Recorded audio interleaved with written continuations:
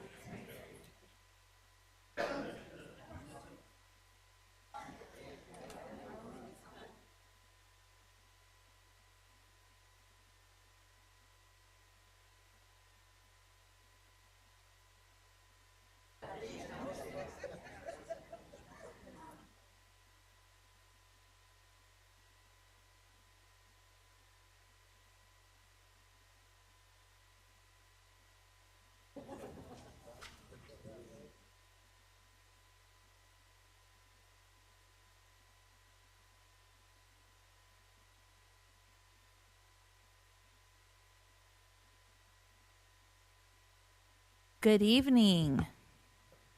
Welcome to the Elk Grove Unified School District Board meeting in a new place tonight. So, welcome.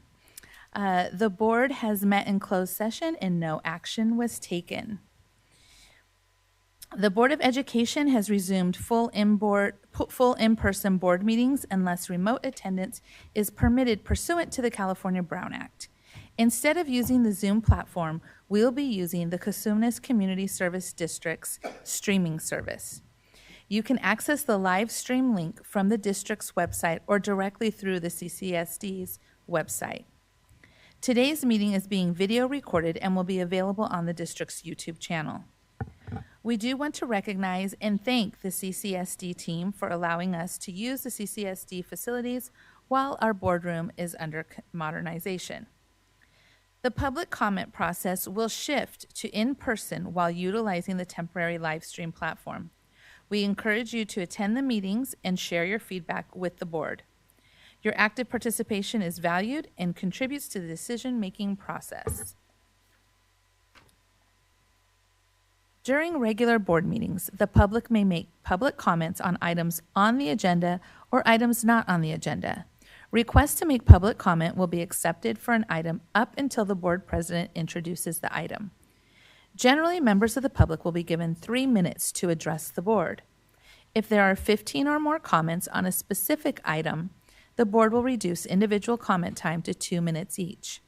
If there are 30 or more comments on a specific item, the board will reduce individual comments to 1 minute each. Individuals may not defer their time to another individual speaker to increase their total speaking time. Please be mindful that district students may be watching. You are encouraged to address the board and the public in a respectful manner such that all those observing, from children to adults, are made to feel welcome, safe, and valued. The board shall not permit any disturbance or willful interruption of board meetings. Persistent disruption by an individual or group shall be grounds for the board president to provide a warning and then to terminate the individual's privilege of addressing the board.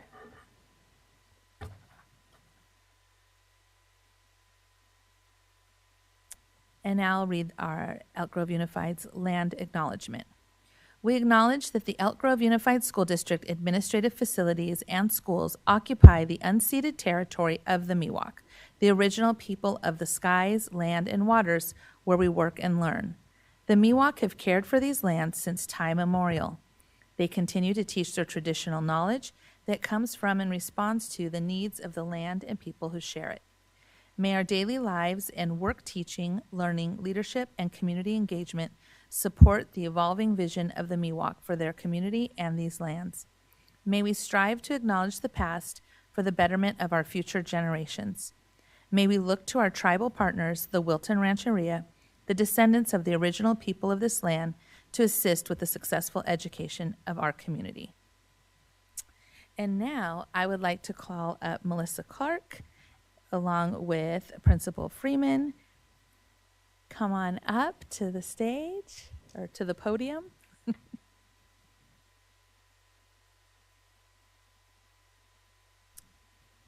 And we're going to have you just come on up to the podium, and Mr. Vargas is going to read a few kind words about you and your family.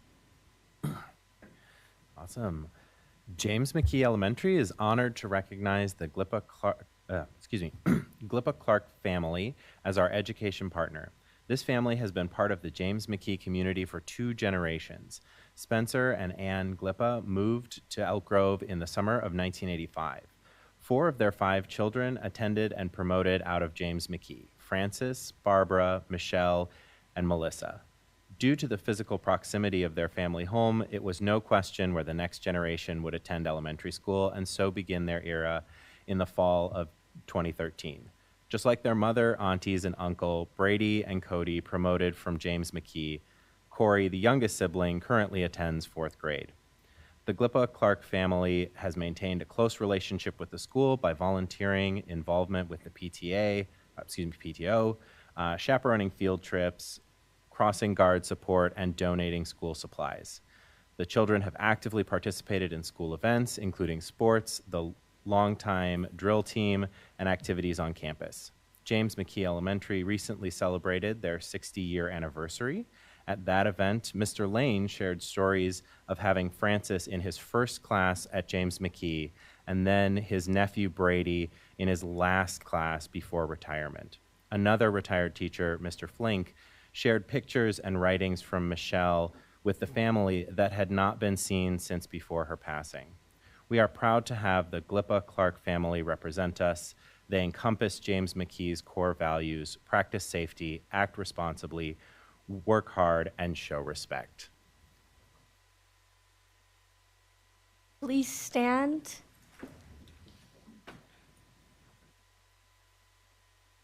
Please salute. Please pledge. I pledge allegiance to the flag of the United States of America and to the republic for which it stands, one nation, under God, indivisible, with liberty and justice for all. You may be seated. And if you guys want to hold up right there, we've got a little something for you.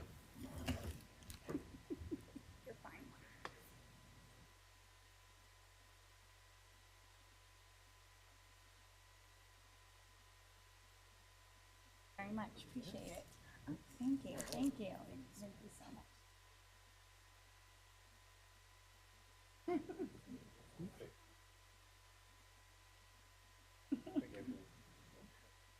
Oh, a picture? Okay. Where do you want to do that? Okay.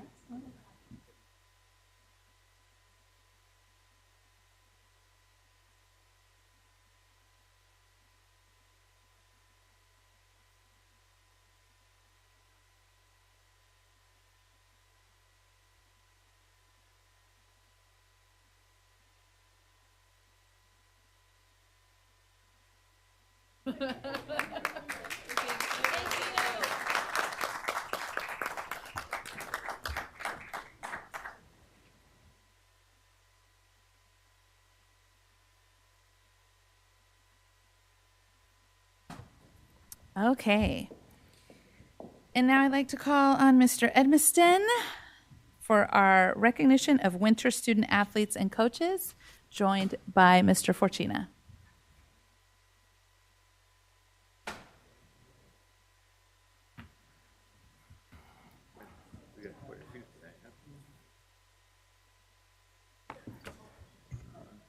Good evening. We're going to walk this way, yeah. President Jamerson, members of the school board, Superintendent Hoffman, Ms. Avalos. This evening I am honored to present to you the Winter Team GPA champions of the Elk Grove Unified School District. These student athletes not only excel in their athletic activity, but they are also outstanding students in the classroom. The following teams had the highest grade point average at their school this winter. At this time, I would like to introduce the coach and the captains of our GPA champions for the winter seasons. Consumnes Oaks High School, women's soccer, team GPA 3.8, Coach Emmanuel Vega, captains Leliana Medrano and Ellie DePaco.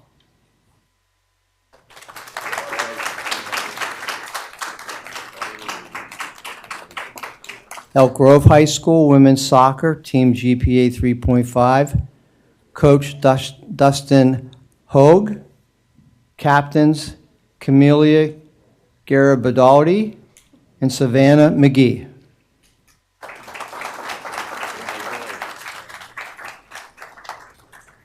Florin High School, team GPA 3.29, women's soccer also, Luis Echeverria, Captain Shelby Solana, and Itzel Aniana.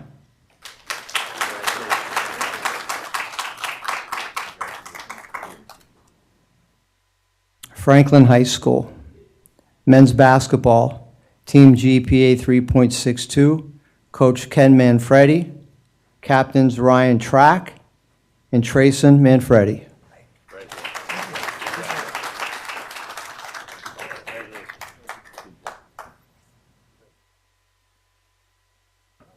Laguna Creek High School, women's wrestling, team GPA 3.76, Coach Josh Martin, captains Leanna Luchico and Maya Brown.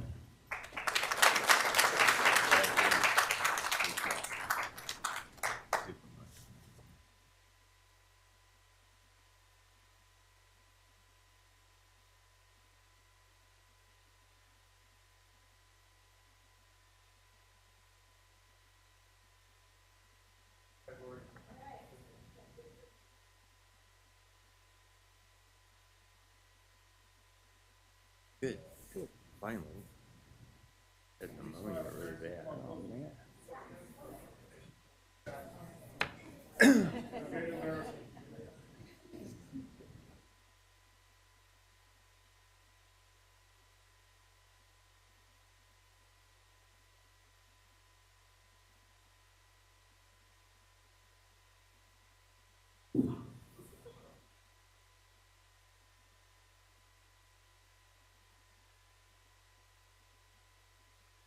Okay, thank you.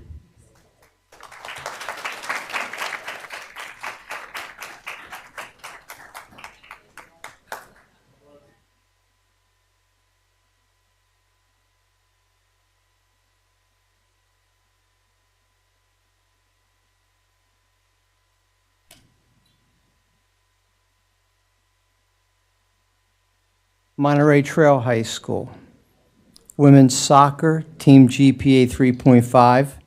Coach David Groves, captains Hannah Gill and Jada Pinkney.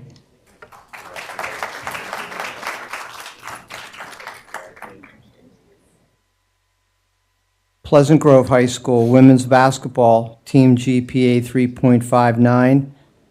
Coach James McKeever, captains Marissa Perkins and Kate Myers.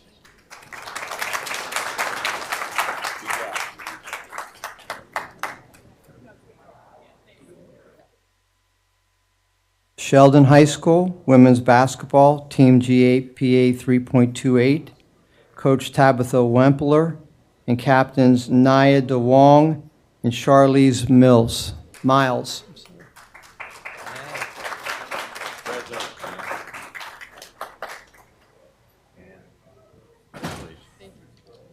In Valley High School, women's soccer, team GPA 3.3. Coach Mariano Arana. And the captains had another commitment tonight, couldn't make it.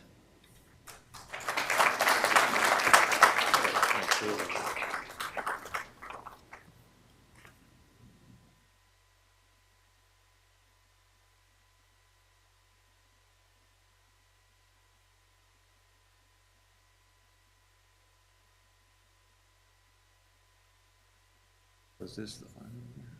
Final year. July of 25. Oh, man. This is it. This time next year, we have 3 months. Yeah. Thank you, board.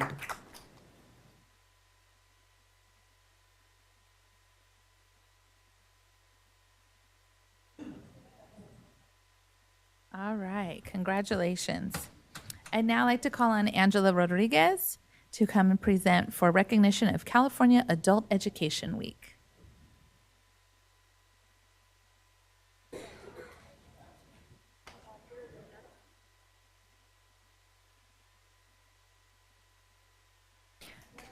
Good evening, Board President Jamerson, members of the board, Superintendent Hoffman, and Ms. Avalos. Adult Education Week is a time to highlight the important work and impact of adult education programs across the state. The first recorded adult education class in California was held in the basement of St. Mary's Cathedral in San Francisco in 1856. The class was authorized by the San Francisco Board of Education to teach English to Irish, Italian, and Chinese immigrants. John Sweet, who was the first volunteer teacher in the class, later became the state superintendent of public instruction. Adult education provides a way for adults to complete secondary studies and obtain high school diploma or equivalency at their own pace. Adult schools also help to prepare for the transition to post-secondary education and career training and provide critical opportunities to bring recent dropouts back to school. Elk Grove Adult and Community Education provides significant and varied classes and programs to serve Elk Grove and the surrounding communities, including classes in healthcare training, computer technology training, job preparation classes, high school diploma and high school equivalency, English as a second language or ESL classes, and citizenship classes. The governing board of the Elk Grove Unified School District is requested to recognize the importance of adult education and to approve Resolution Number 63 of the 2023-24 and to declare April 7th through 13th, 2024 as California Adult Education Week. Thank you. Mr. Vargas, do we have any blue cards for this item? We have no blue cards for this item. I would like to then call for a motion to approve Resolution Number 63, recognizing April 7th through 13th, 2024 as California Education Week. Move. I'll second. Moved by Mr. Yang and second by Ms. Albiani. All those in favor, please say aye. Aye. Opposed? Motion carries. Thank you. Thank you.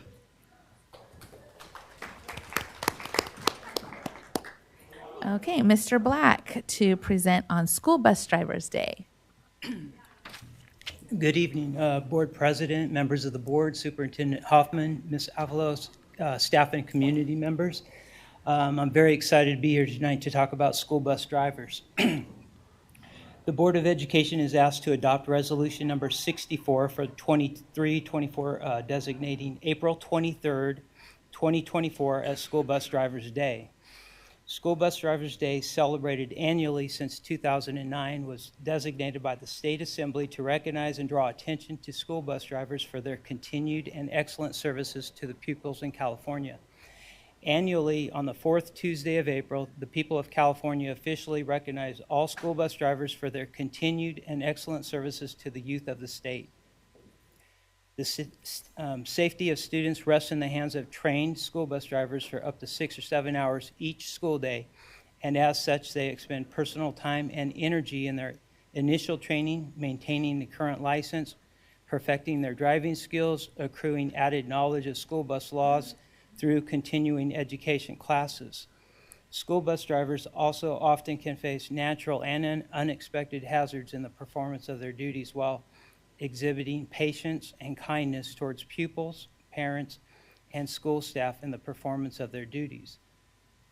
As such, the governing board is asked to adopt a resolution to designate April 23rd, 2024 as School Bus Drivers Day in Elk Grove Unified School District in order to draw special public attention to school bus drivers for their continued and excellent services to pupils in Elk Grove Unified School District. Thank you. Thank you. Mr. Vargas, do we have any blue cards for this item? There are no blue cards on this item. Mr. Fortuna?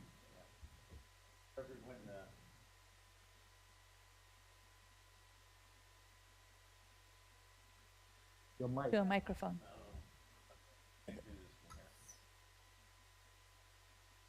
For over 30 years, I worked with bus drivers and certainly have done what I could to get to know people here within this district. I don't know what process is utilized in deciding the recognitions that we have. Some are for a month, a week. This is for a day. As far as I'm concerned, this should be for a year. Our bus drivers are unsung heroes. We don't hear about bus drivers unless something happens and then people go, oh my. Bus drivers have an incredible responsibility of bringing our children to school and home from school in a safe way on a daily basis. They have to be willing and understanding to be flexible. It's the nature of the job. We often have illnesses and vacancies are created and people step up to do the job because the job of bringing the kids to school and to home on time is critical. That's a mission that they take seriously, and they deserve, in my opinion, the highest of recognition and credit for the work they do. Thank you. Thank you, Mr. Fortuna.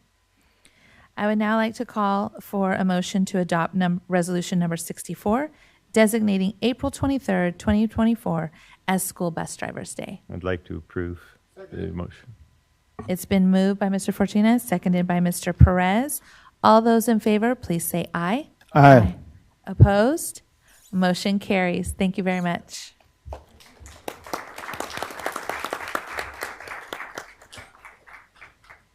Okay, Mr. Schweitzer for High School Voter Education Weeks resolution.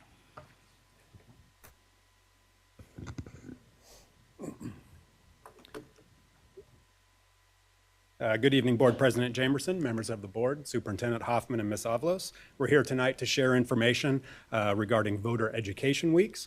California Education Code 49040 designates the last 2 weeks in September and April each year as high school voter education weeks. Voter Education Weeks provide an opportunity for students to become actively engaged participants in our democracy and to put these students on a path of a lifetime of civic engagement and voting. We strongly encourage our high schools and students to participate in high school voter education weeks and engage students in pre-registration, voter registration, and mock trial activities at their school sites. Tonight, we're honored to have Bianca and Jolie here with us tonight. They're both commissioners with the Sacramento County Youth Commission, and we've partnered with them for the past several years as they reach out to ensure the resolution is in place and to provide our sites with educational materials to help promote voter education. So I'll turn it over to them for a second. All right. As Mr. Schweitzer mentioned, my name is Bianca Brown, and I am the chair of the Sacramento County Youth Commission. I'm joined here today by Jolie Dang, an active member of our Voter Education Subcommittee. Within the Youth Commission, as well as in our daily lives, we aim to promote civic engagement for all members of our community, especially fellow youth. Young people are our future, yet historically, people aged 18 to 21 are grossly underrepresented in elections. Educating our youth about both the importance of voting as well as how to register or pre-register to vote is especially important this year because it is the first time that people in this age range are eligible to vote in a presidential election. Therefore, it is even more important that we implore all high schoolers to become more engaged in their communities, and the key to engagement is education. Good evening, board. My name is Jolie Dang. I am the secretary for the Sacramento County Youth Commission. Mr. Schweitzer has continued your school district's legacy of encouraging and recognizing voter education for several years in a row. We commend all of you for your role in helping us to pass this resolution recognizing the Spring High School Voter Education Weeks. Direct lines and communication between administration and students is critical when in the first steps of bridging age gaps in voter turnout. Good evening, and thank you again.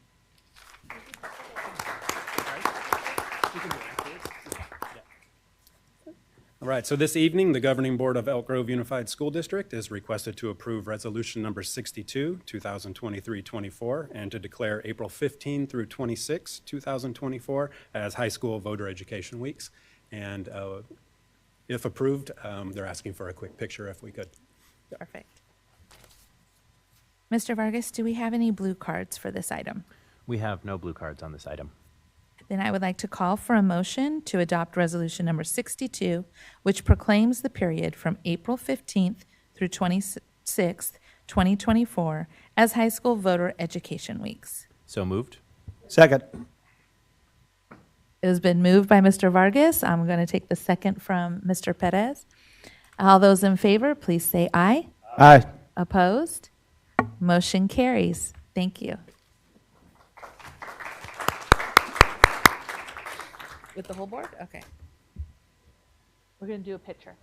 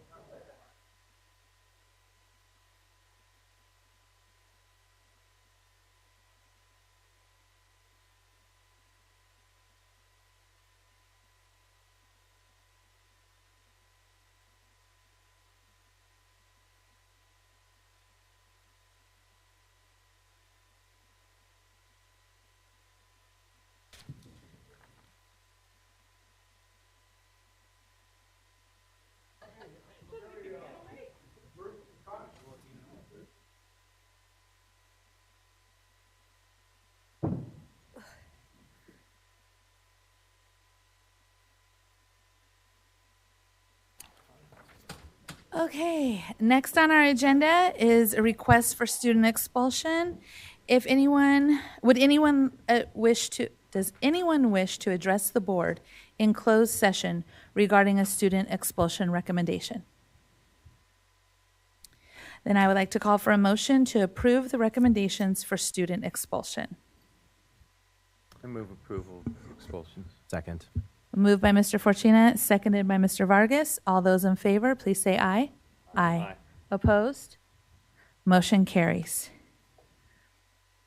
Public comment, items not on the agenda. Mr. Vargas, do we have any blue cards for public comment? Yes, we do.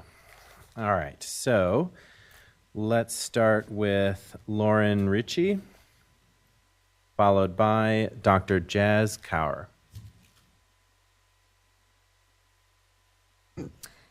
Hello, my name is Lauren Ritchie, and I'm a senior at Casumas Oaks High School. I've been in the school district since kindergarten, so I think it's safe to say I have a very strong connection to this district and these schools.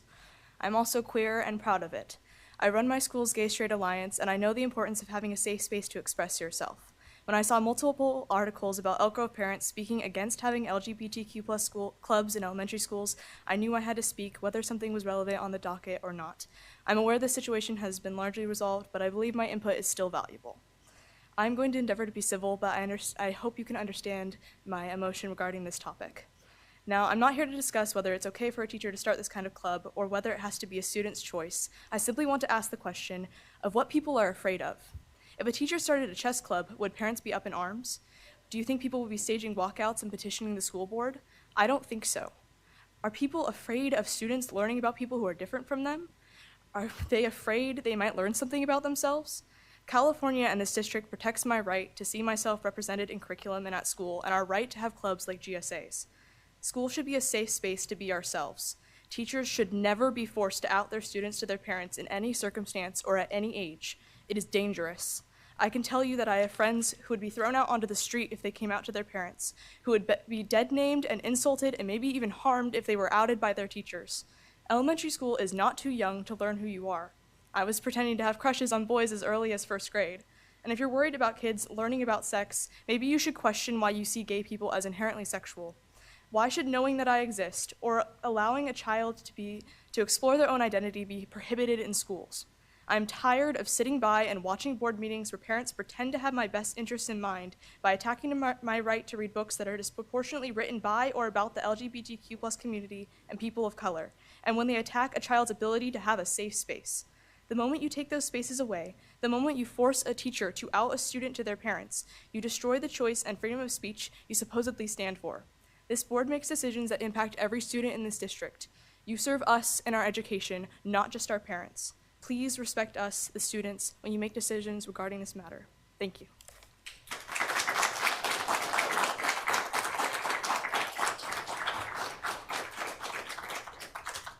Thank you. Next up is Dr. Jazz Cower, followed by Kirk. Good evening, board. I want to take a moment to share the last time I attended a board meeting, which was November 14th. And after the meeting, and just to kind of bring everybody kind of up to date, Nancy had reached out to me to conduct some follow-up, and I'm here on behalf of Franklin Elementary. And then there were some follow-up action items that she had deferred to Mr. Ross, and Mr. Ross gave me the elating news that I was awaiting to hear, that they were starting to conduct interviews for a counselor for Franklin Elementary. I received that email on December 6th. Understanding that we had the holidays taking place, I was very patient. February was counseling week. It came and went. We didn't have a counselor. Okay. I followed up, and we were going to have a counselor. Then I heard last week that that wasn't going to happen and it couldn't be discussed, and I respect confidentiality. What I want to bring forward to the board, and I have an expectation of the board now, and I don't mean to be rude, but I want your support and I need action. I have been advocating for a school counselor at that site for 3 years, okay? 2 years of it, I've been working with the district. I've been coming to these school board meetings, since August. Okay? No school counselor.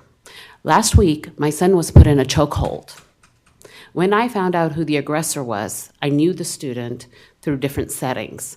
And you know what? Instead of pressing the issue, I knew that child needs support. And counseling would be a resource because that child is hurting. Okay? My son has a really good friend, straight A student, suffers from anxiety. Just having some type of support services would be really helpful. And I can't believe we are going another school year without a school counselor. Now, it raises the question, what is the district's hiring practice, HR process? Why is it taking so long? We were supposed to have a counselor beginning of the year. That person pulled out. So it's starting to raise eyebrows. It's a problem. And I want somebody to get back to me. Not just nod heads. I want answers. And I want somebody there yesterday.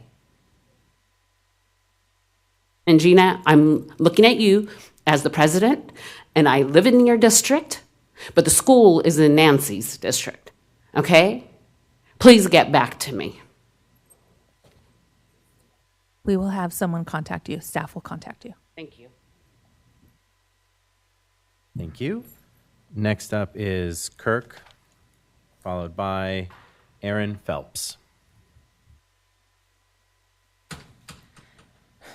At the last meeting, in order to promote Trans Day of Visibility, Mr. Vargas invoked the name of Next Benedict, a trans teen who died in Oklahoma after a fight at school. While the death of any high school age student is tragic, video footage from police body cams and other video of the incident show Next Benedict was perfectly fine after leaving the bathroom where the fight occurred. We know now Next Benedict died from a drug overdose, which sadly makes sense considering she had a history of being sexually abused and of self-harm. However, that didn't stop Mr. Vargas and several of his activist allies from standing on the grave of a dead trans person to promote a political agenda and false narrative. Are hate crimes in such low supply that you have to artificially inflate the number to meet demand? Now, a month after being called out for creating secret sexuality clubs in elementary schools, this board and superintendent had the nerve, the unmitigated gall, to send a threatening letter to parents who plan to keep their kids home as a one-day protest of your secrecy and lack of transparency. The letter called this act of protest unauthorized and threatened that teachers may decide to harm their kids' grades by not allowing them to make up work assigned that day. I find that fascinating because, Mr. Hoffman, you had no problem authorizing a walkout in 2019s so kids could protest against police. So if they protest against you, bad.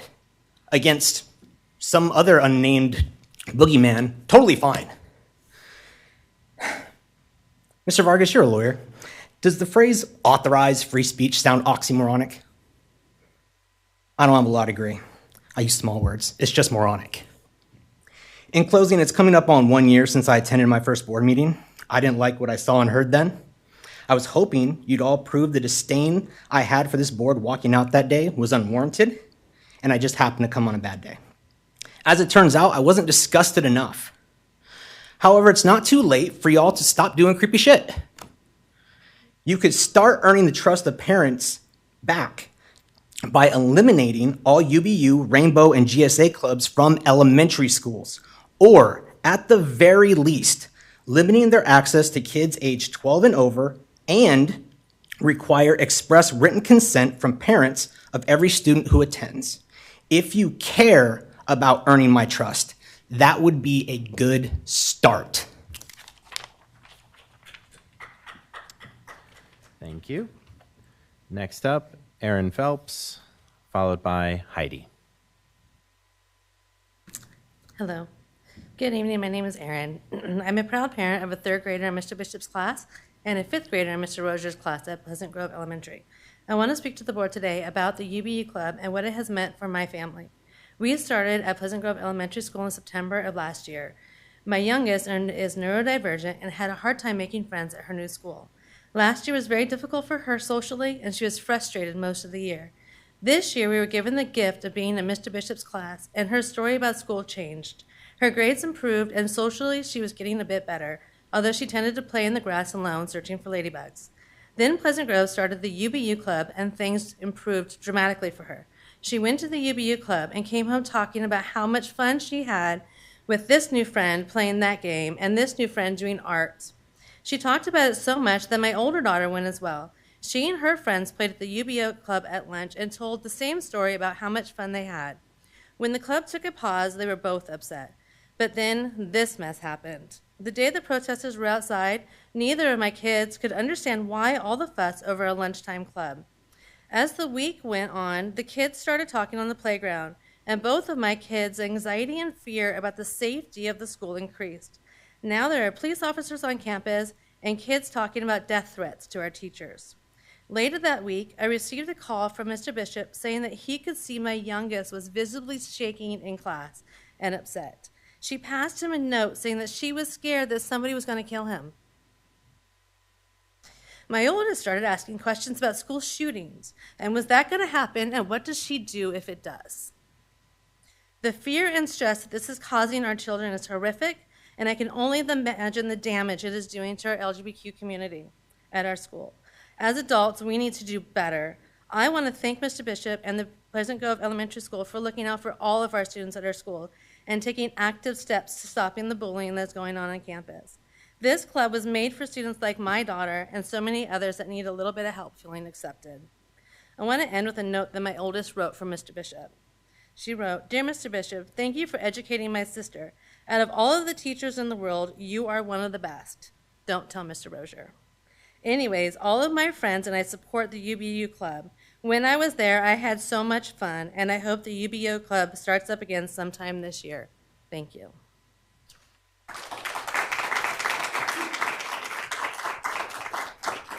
Thank you. Next up is Heidi, followed by Andy. Thank you. So as the community is clearly aware, there has been, EGUSD has been holding secretive lunchtime UBU clubs at elementary schools. For sure, we know one and possibly five others. And this involves children as young as 8 years old. And this has all been done without obtaining permission slips or informing parents or even putting it in the newsletter, even though that is standard practice for other elementary school clubs. In response, some staff, administrators, and board members have inferred that concerned parents are not inclusive or that they are discriminatory. And I think that's very disrespectful and unprofessional to label concerned parents in this way, when all parents want is clear communication about activities happening at school and their permission given for participation in such clubs. I also think it's very inappropriate for the district to send a targeted letter to select schools, discouraging a walkout and threatening parents, as Kirk mentioned. This is especially disheartening after the district has had an entirely different tone in support of walkouts regarding different topics against police. I would also like to share on a different topic. I would like to thank the City of Rancho Cordova for their advocacy for students in South Rancho Cordova. It's commendable that they are working to find solutions for transportation, volunteering their own resources to provide better transportation services for families, while the district refuses to acknowledge the hardships experienced by families in Area 7. I hope that the district will follow up promptly with the parent coalition regarding the transportation issues in Area 7, as the district has promised a meeting to address this issue. Thank you. Thank you. Next up is Andy, followed by Tammy. All right. Hello, board members, and thank you for your service in providing us the opportunity to speak today. Excuse me. I'm Andy, and my kids attend Pleasant Grove Elementary School. My child is also in Mr. Bishop's class, and that the parents have been very irresponsibly attacking. The day the club was announced at school, my children came home excited to tell me all about it. I personally felt comfortable contacting the school with any questions because that is the type of relationship that the school has built with our family. The club was during recess, and it was going to be a fun space to do art, play games, or just have a quiet space to read. No curriculum, no age-inappropriate discussions. I have open discussions in my house about everything, so I felt very comfortable with it. I've also spoken with a few of my kids' friends who attended the meeting and have spoken very freely about their experience, and no part of this has felt secret to me. But I can tell you that since that day, things have been getting progressively worse at school. My kids began coming home daily to tell us all about the terrible things that kids have been saying to them and about their teacher at school.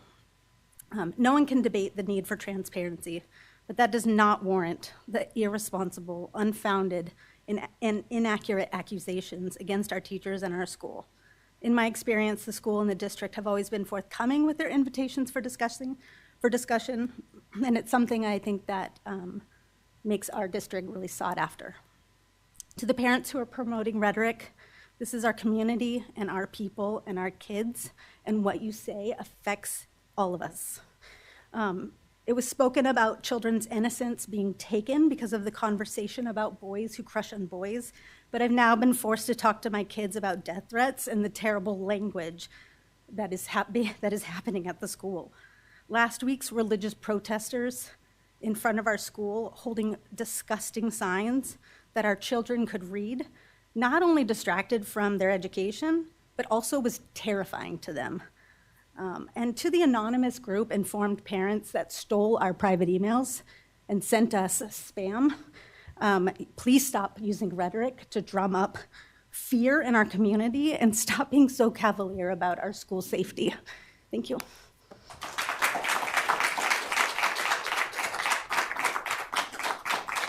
Thank you.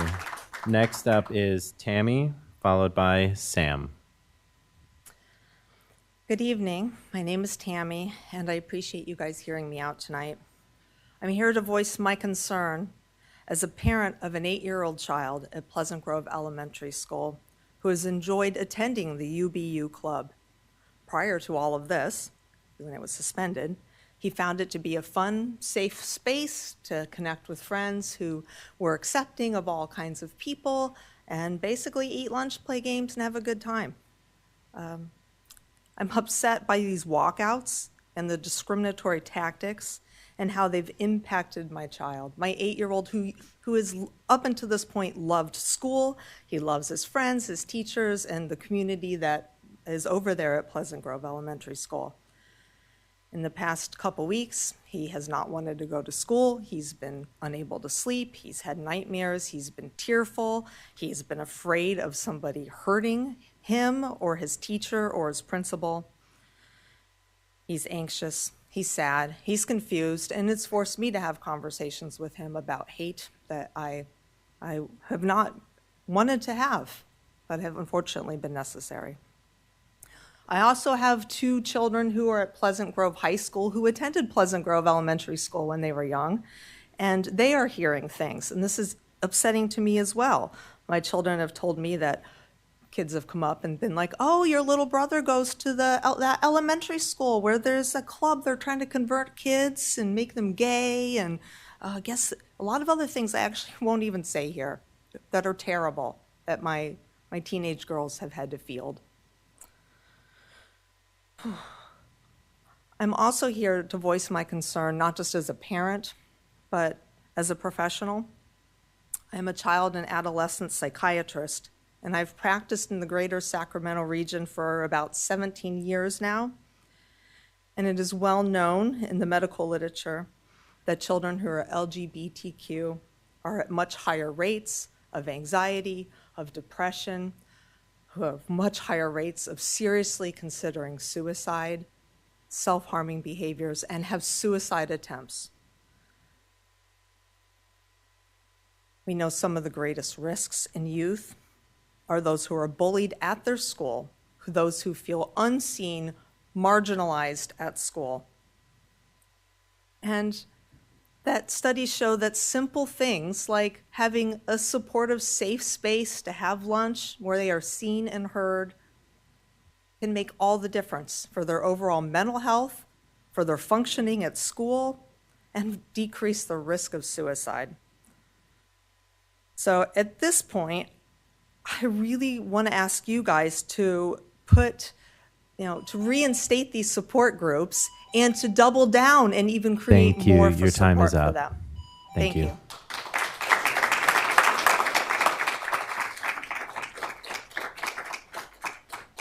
Next up is Sam, followed by Laura. Hi, my name's Sam Cornell. I have 2 students at Pleasant Grove Elementary School. I'm a father of 2 neurodivergent children. And sometimes it's hard for them to fit in. Sometimes they get overwhelmed too easily and they need some place to go. The UBU Club offers spaces like that for children of all walks of life. This is not just a gay club. This is for anybody who feels marginalized, that they're not accepted, that they have no friends, that they're hated. This gives them a spot to be away from that, to be able to play, talk, be at peace, feel safe at school. What's been going on with the hate speech and under the guise of parents' rights. I support parents' rights. I'm a parent. I get it. This isn't parents' rights. This is driven with one single agenda, and it's to eliminate any type of acceptance or empathy of the LGBTQ community. If this club was called, come play board games, it's great, anybody can come, nobody would have a problem with it. But because it explicitly states that it welcomes the LGBTQ community, it's being vilified. The entire school's being attacked now. We have a great principal in Miss Woods. She's receiving threats. We have people protesting with those disgusting signs out front. My kids were scared. I don't take kindly to this kind of stuff happening in what I consider my backyard. We have a very close-knit community at Pleasant Grove Elementary School. I've always had pride in that you can talk to any teacher, you can contact the principal or anybody anytime you need questions answered. And this is just not right, the way this is being handled. Individuals need to own their hate, okay?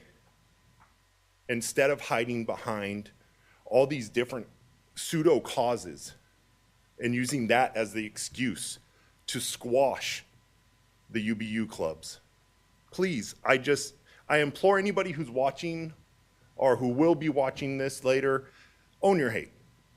If you feel that way and that's what's keeping you from allowing your child to be in these environments, then just own it. Put your flag up, let us all know who you are so that we know to avoid you.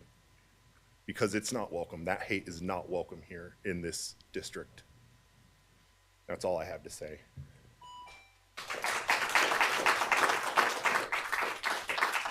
Thank you. Next up is Laura, followed by Viraj Shah. Can I move this? Hello, Elk Grove Unified School District board members. My name is Laura, and I'm a Pleasant Grove parent. I am trying my best to model to my children what it looks like to disagree respectfully with your community, a community which I love and I've been a part of my whole life. When my child first heard of the UBU Club, he told me about it the same day, very matter of fact. I've made it a point to educate my children on the world that they live in and to instill respect for others regardless of differences. I will tell you, though, that my child has been bewildered since then due to the backlash and the rhetoric about the club. I've really struggled explaining to my children why so much hostility has been directed at our school. Those have been difficult conversations to have with them. The views shared at the last public comment are not a unanimous opinion of the matter. I am concerned at how this has unfolded, and I'm growing increasingly worried for the safety of our staff and students. I ask that the board continues to support our school, our principal, and our teacher. The board has a responsibility to students first and foremost to ensure their social, emotional, physical safety so that they can access their education. Please continue to dedicate more time to developing or updating policies to set to protect our LGBTQ youth and their right to build community at school. Falsehoods and slander have been encouraged online, and I worry about the potential for violence, let alone the emotional toll this has had. Please meet our urgent need for more social emotional support at Pleasant Grove to remedy the division and stress in order to help us move towards repair together as a community. Our community is hurting and we need help. Lastly, to all parents and students of the LGBTQ community at Pleasant Grove and the broader district, I'm speaking to you directly. What you have been subjected to these last few months has been hurtful, and I am sorry that you have had to witness and endure it. Parents, your children are worthy of safety, and we stand with you in solidarity. Students, you are worthy of joy, community, and inclusion at school. You are not alone. Thank you, board members.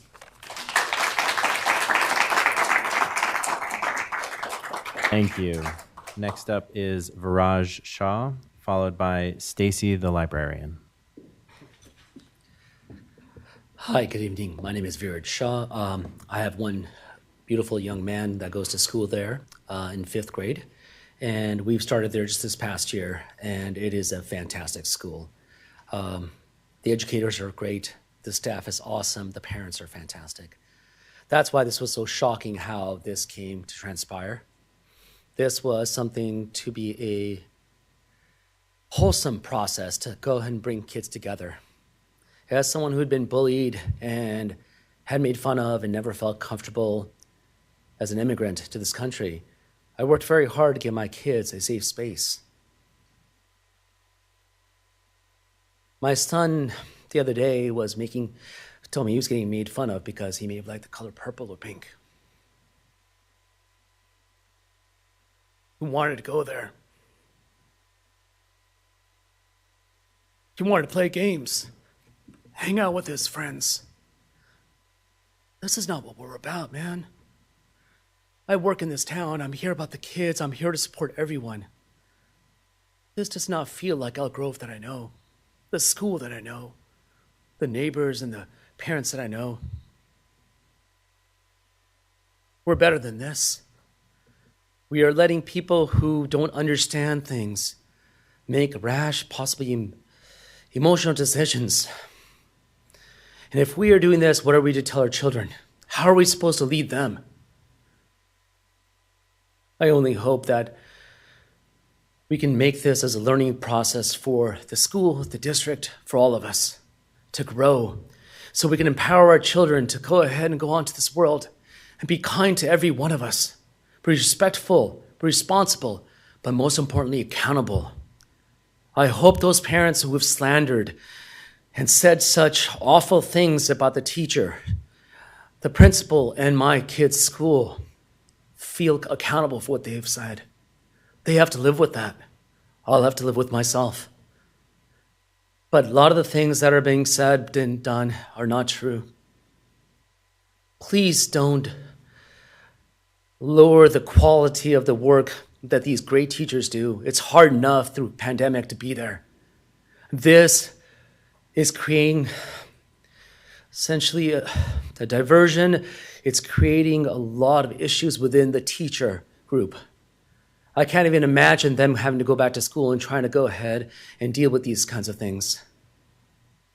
You have a hard job just enough as it is, and I commend all of you up there to lead our kids. I know some of you personally, and thank you for doing all you do. I think this becomes a place where we take this as a process where we can lead forward. Use this to communicate effectively, and I thank you for your time. Thank you.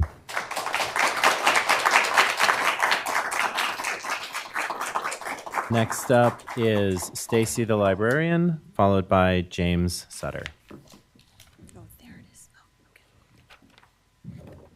okay. Hi, my name is Stacy the librarian, and you probably thought you had seen the last of me.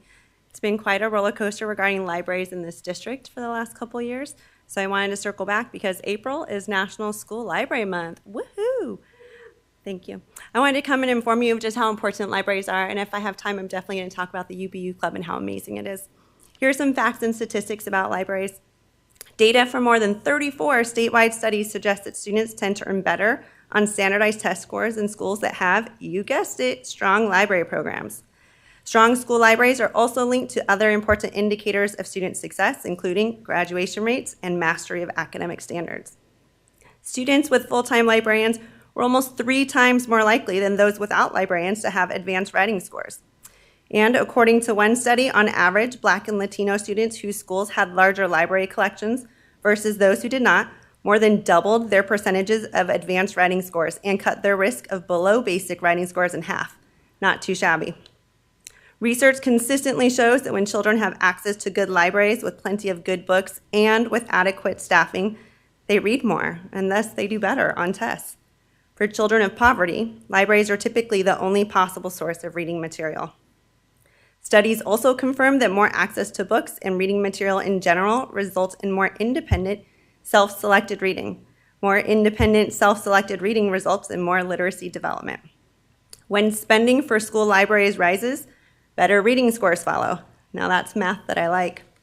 Finally, teachers were 3 times more likely to rate their literacy teaching as excellent when they collaborated with librarians. Finally, several of you mentioned apologies to your employees, us, the librarians, and the way that you have not supported us. I want to thank you for recognizing that. Most librarians are not as outspoken as I am, but please don't underestimate us. We've been bullied, threatened, harassed, and most of us have questioned our choice of career. I want to encourage board members to reach out to their sites and perhaps take a tour and see what we really do. I promise you it is not peddling inappropriate books to minors or brainwashing them to our beliefs. It also happens to be the book fair at my library this week, so feel free to stop by and make some purchases to support us. Just today, at a Title I school of teenagers who notoriously get a bad rap for being checked out and more into their phones than books, we made over $1,000. Because despite what a minority of Elk Grove Unified parents believe, reading still matters and libraries are still important to our students. Happy National School Library Month. And since I have 21 seconds, I also just want to make sure that we understand that the same parents that were against libraries and the vast collection of diverse reading are the exact same parents who now have shifted agenda, still attacking people for now a UBU club. Thank you.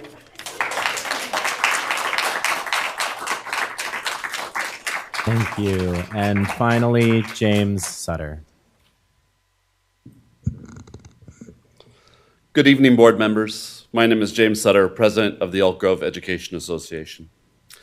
We appreciate the board comments that were made at the last regular meeting supporting the Trans Day of Visibility. Additionally, we appreciate Mr. Vargas's comments acknowledging our librarians and the lack of support they received when initially being slandered in the public eye. Unfortunately, as the axiom says, history repeats itself, and we find ourselves in a similar situation with a new topic. We are all aware that members of the community, as well as individuals outside the community, have brought forth concerns regarding communications around elementary clubs and, specifically, the UBU clubs. Assumptions were made that educators in our district family were acting in bad faith and with malintent in regard to their students and families. Individuals were personally and specifically vilified for doing their best to support students with resources available to them in a process that is less than coherent on an elementary campus. The increased tendency for personal attacks against educators and administrators in the public venue, be it at a school board meeting, on social media, or even in front of students on campus, cannot be accepted. We must do better as a society in resolving our disagreements. We must lead by example, attack the issue or the concern, not the people. Unfortunately, the lesson demonstrated is one of baseless accusations, rumor mongering, bullying, harassment, and division. Protests and public action outside of school campuses has not solidified a movement nor worked to ensure change. Instead, it has instilled fear and uncertainty in students and staff, as demonstrated this evening. There are solutions to this issue, however. We as a district can refine our processes to improve communication and transparency, and we, as an Elk Grove community, can choose to react and problem solve in ways that we want our children to emulate. The opportunity presents itself to us all once again to stand up and speak out in support of those who seek to better their students, school, and community through compassion and understanding. Let us provide for these educators that which they give for so many others. Support. Thank you and good evening. Thank you. And Madam President, that concludes the blue cards on this item.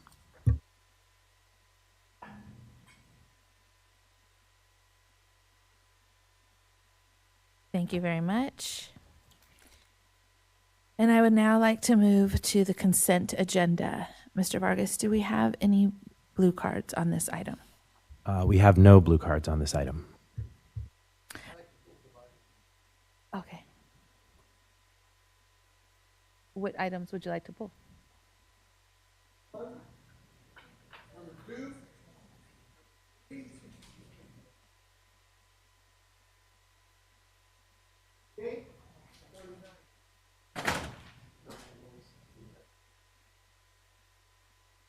Just to confirm, Mr. Perez, I have 1, 2, 3, 38, and 39.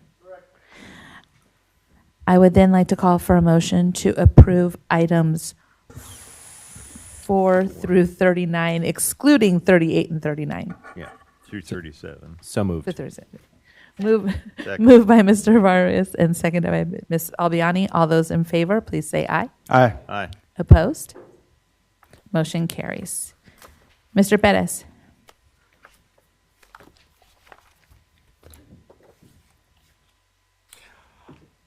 Approval of 24-25 board meeting dates. Again, I disapprove of those dates because a lot of those are after, our board meetings are after like a holiday, like for instance, Cesar Chavez holiday was yesterday and it's been observed. So a lot of family members or myself or might be out of town. So we have to commit ourselves another day. So, but I know I expressed this before, but again, it hasn't been brought up or thought of that, you know, why can't we just move a Tuesday meeting that follows a Monday holiday to a Wednesday? And so I just want to bring that up again. Number 2, approval of board policy. That is a, what? As long as we're speaking on number 1. Yes, go ahead. Then I would like to speak also. Go ahead. I need to make a few comments on item number 1.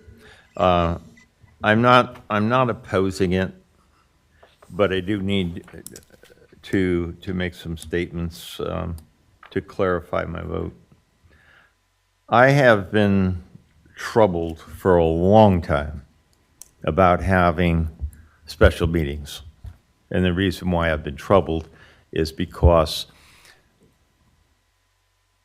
given the volume of information that needs to be shared and discussed,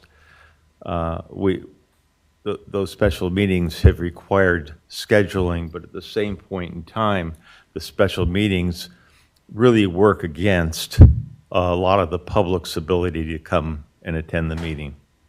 And so I've gone just back and forth in terms of supporting having the special meetings. I've requested in the past board discussion around the special meetings about the possibility of scheduling additional meetings as opposed to having special meetings, and I know that that's outside the realm of possibility. So I will go ahead and vote to approve the calendar with that reservation that I do feel strongly that as such it does interfere with some people's ability to attend. So thank you. I just want to comment to the same idea. I think special meetings were brought on about 8 years ago, 9 years ago, and expanded, and they provide us a time for real good discussion and for us to get a download of a lot of information.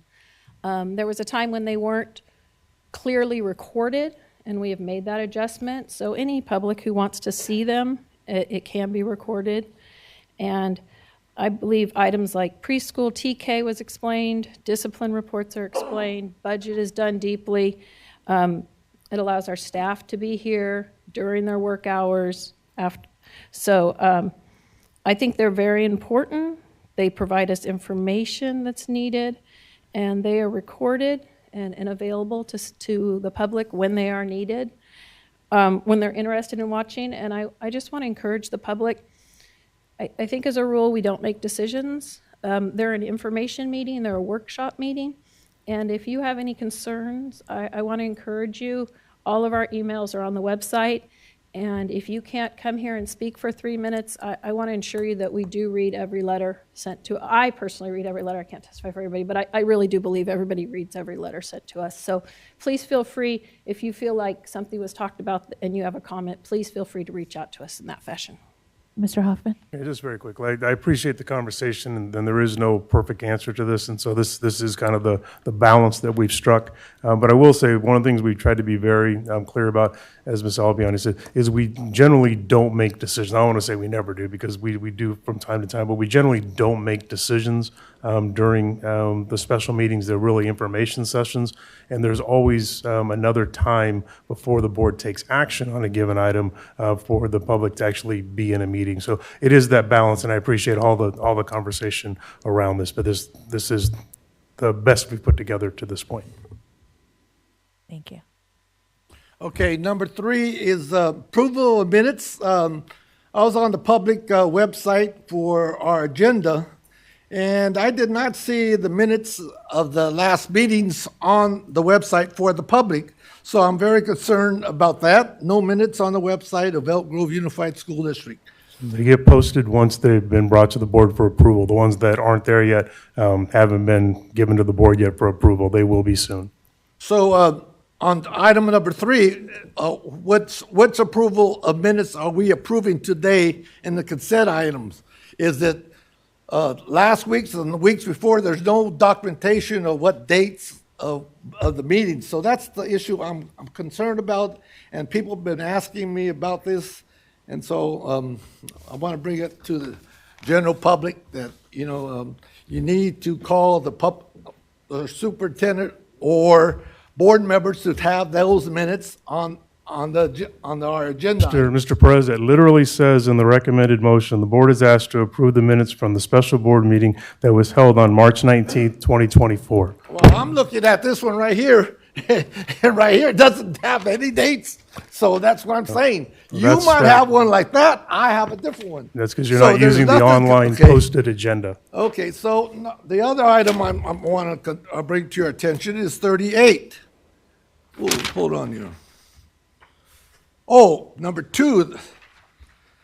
I skipped that one.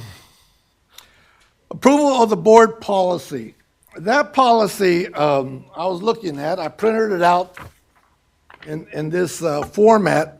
Then I recalled that we had a board communications item, numbered 138. And I said, when I read this and I went reading on this, these are very hard to read. The language that is chalked off are pink, and there's a line through them. So I'm glad I went back to read this BC report. And and I knew there was an issue I was concerned about when I had my conversation with Mr. Hoffman this afternoon. And it's what was stricken out. It's what was stricken out, and the difference between the one that we're going to approve tonight is a paragraph where the superintendent shall provide regular reports to the board and the public regarding district and school performance. Opportunities for feedback from students, parents, guardians, staff, and community members shall be made available as part of any review and evaluation of district programs and operations, and as part of the development of the annual update of the LCAP. That is very important. And this new one, after reading this, I don't see that language. So that's what I'm concerned about, is full disclosure and transparency. And I think this language is very important that, we have in here because annually we do these very important things for our school site committees, our PTA meetings, the state of California, the county of education. So therefore, I don't understand why this was stricken out. I can answer that question for you. So, And then my fellow board members can't explain to me why this was stricken out? No, I'm asking my fellow board members because, were you concerned about this language? I was definitely concerned about the language, which is why I submitted questions to Mr. Hoffman. Go down, there's a paragraph that's been added.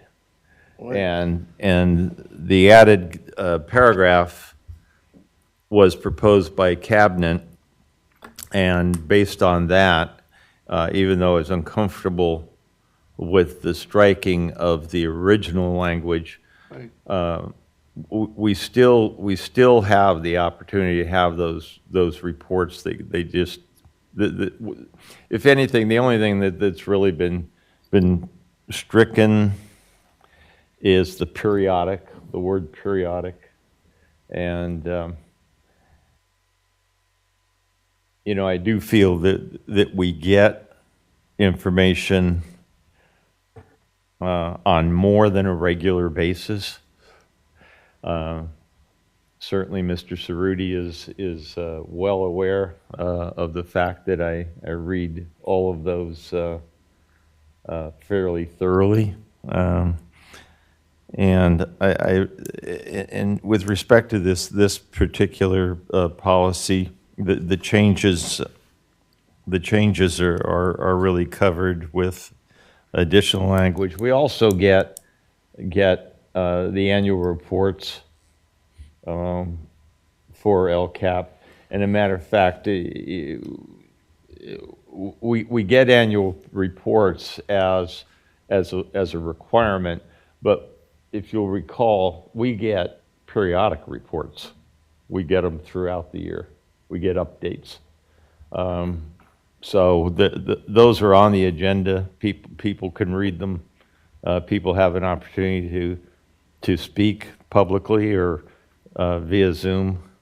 So all in all, I'm okay with the language being stricken. Mr. Versino, just but as you said, does not address the development and annual updates of the LCAP.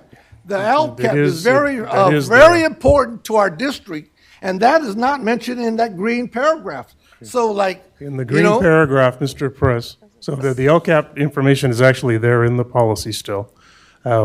But what we spoke to, and I shared this with you, I also had this conversation with Mr. Forcina, and I followed up with Board President Jamerson because Mr. Forcina had asked the question. We actually believe we're holding ourselves to a higher standard with this particular, the update to the policy. The language that was stricken is pretty standard boilerplate language that if you go to just about any school district in the state, you'll see it because it's the standard language used. We did eliminate that language, and we added a language that spoke to our continuous improvement model. And in Elk Grove Unified School District, we use a continuous improvement model in all of the work that we do. I did share 2 copies of it with you this afternoon, so you could just a reminder of that. But those are the series of questions and the processes that we go through as a district through all the programming that we do. And we actually believe that by including the continuous improvement model in our plan and our policy, it actually more closely reflects the work we actually do in Elk Grove Unified instead of just staying with the standard language that most districts use. So we think this is actually more accurate in representing the work that we actually do and the board expects of us. Well, I'm more, you're concerned of the model. I'm concerned of the annual reports and mid-year reports because, the language says we're going to do it yearly. After a year, you have a whole school year gone by, and we have kids on the, 3rd grade level, reading level at the middle grade. Promoting out of elementary. That's a big concern. That's not consistent. That's not consistent with the process and how we do continuous improvement. We don't wait to end a year. It's a continuous loop Mid-year. And again, So I understand your concern. yeah, I'm very frustrated. And I have never seen this school district, but I've read of other school districts who have changed their mid-year LCAP plans as a result of reports of academic outcomes. But yet this school district, we do not do that. That's what frustrates me. So like I said, I need data and reports and evaluations, and I don't feel like we're getting them as a board member. And this language, like that.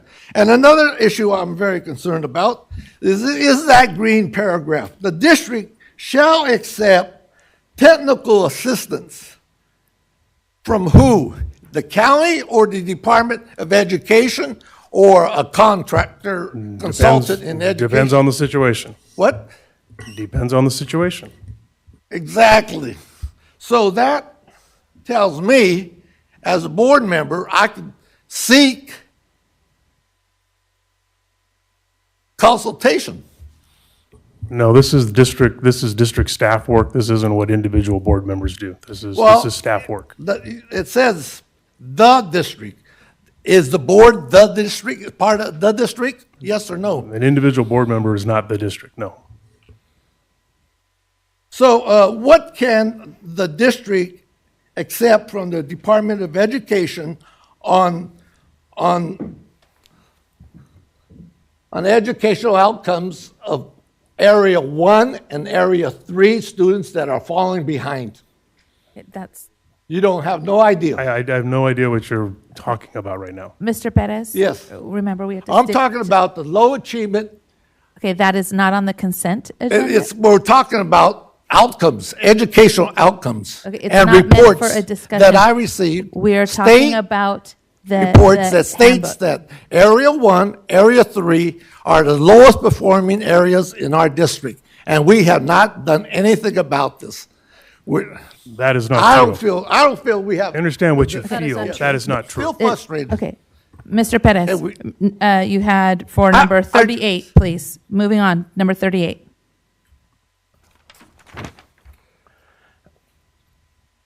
At this California Montessori project's right next door.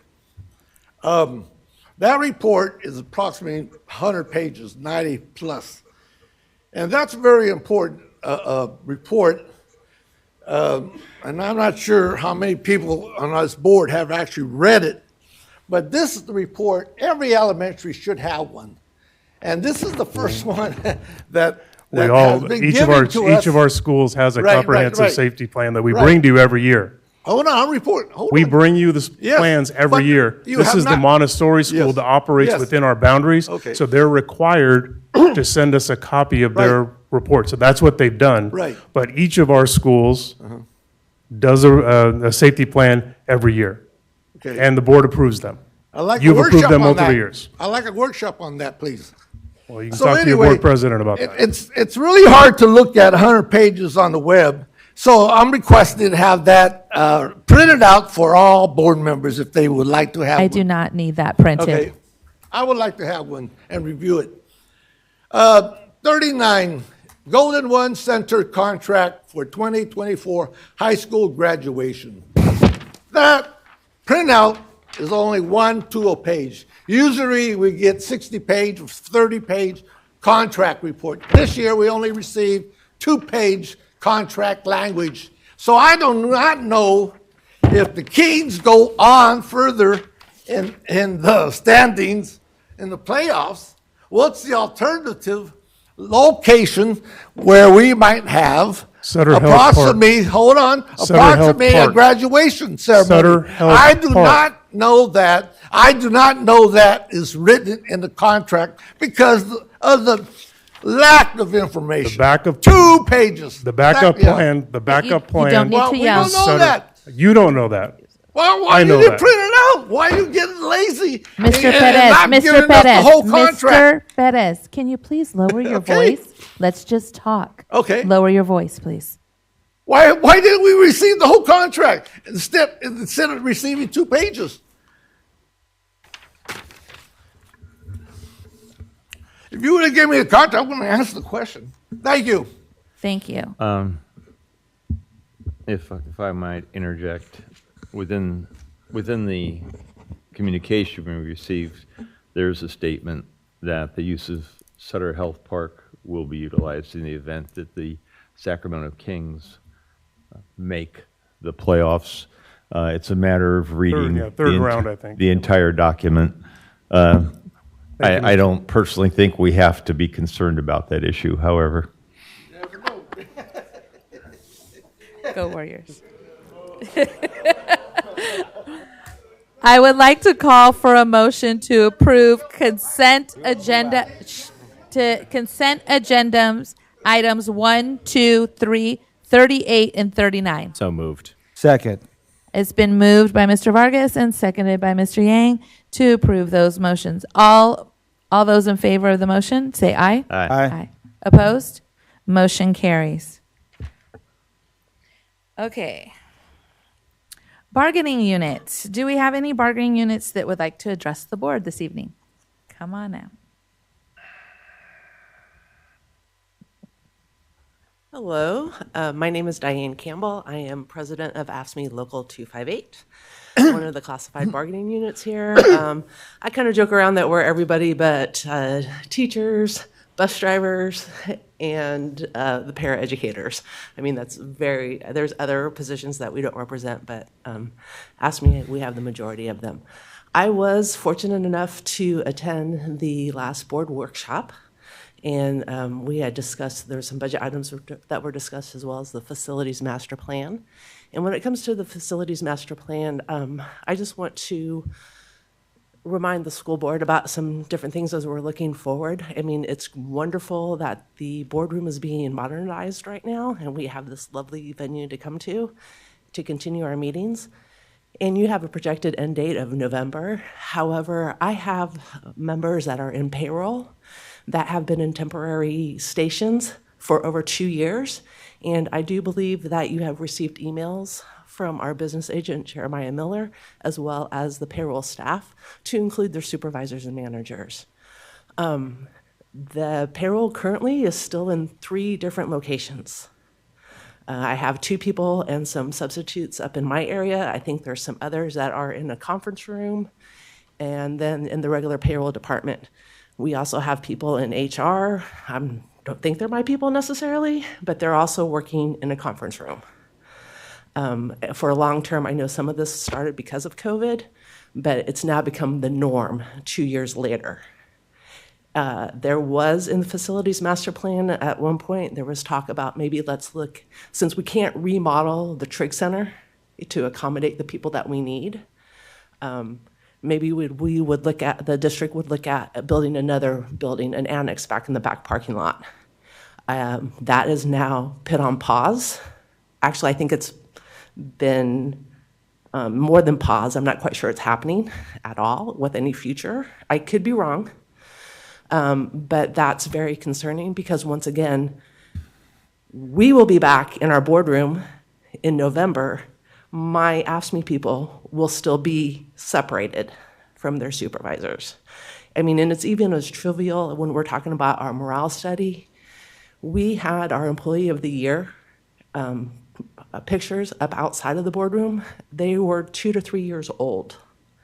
I had asked at a couple different meetings that I was participating in, and I said, you know, can we change those? Because we have new Employees of the Year. They deserve to be recognized just like everybody else was.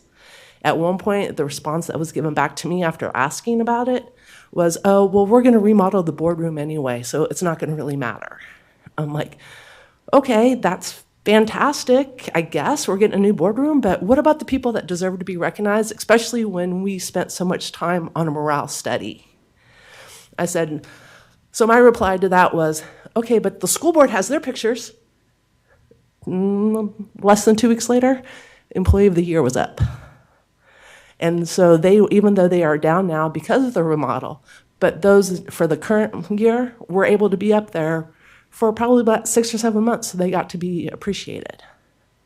So I'm just concerned about morale, especially for my AFSCME people, but also when we're doing facilities master plan, We saw the list of deficiencies that the sites were reporting. They were talking about there was tree sap that was down on the sidewalks, and staining, or we needed more trees over here because we need shade over the playground. Well, that affects my maintenance and operations department, grounds, custodial, and M&O. We have 9 high school regions. We have 8.5 grounds teams. We have 4 maintenance operation teams during the day and 2 at the night. It doesn't really seem fair. I mean, I don't know how all this works, but 9 regions should be 9 teams.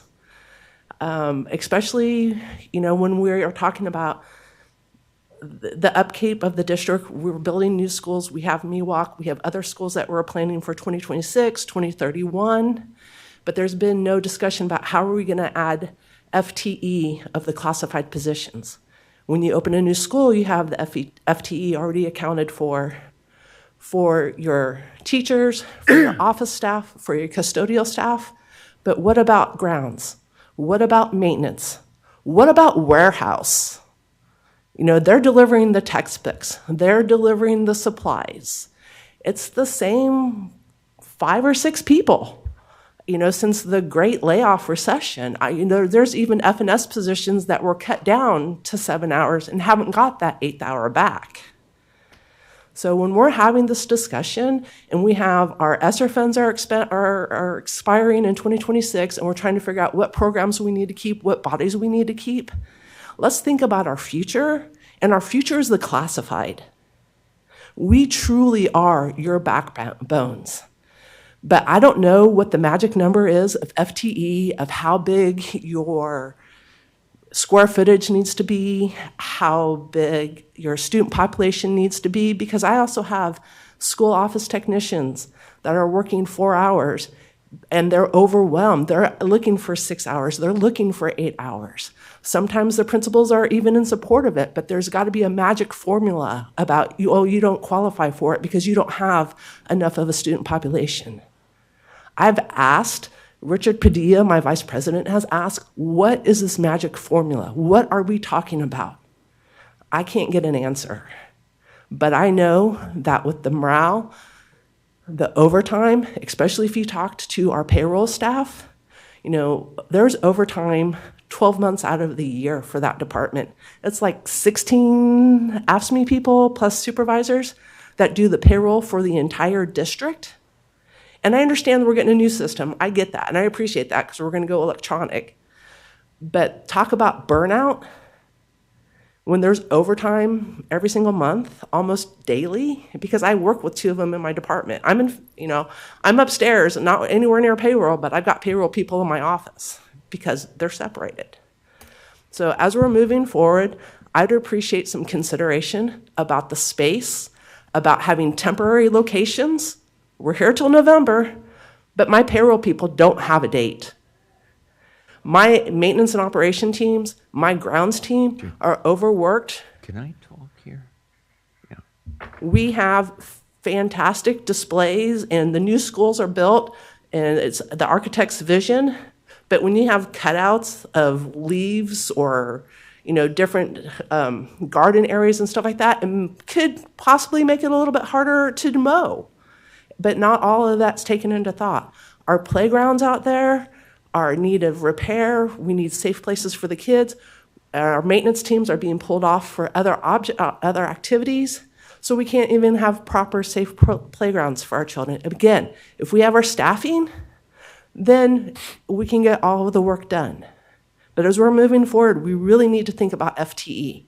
And again, the guys in the warehouse, they're running all over this district like crazy as well. And they're smaller than my maintenance department. So thank you so very much. Don't go away. I really appreciate those comments.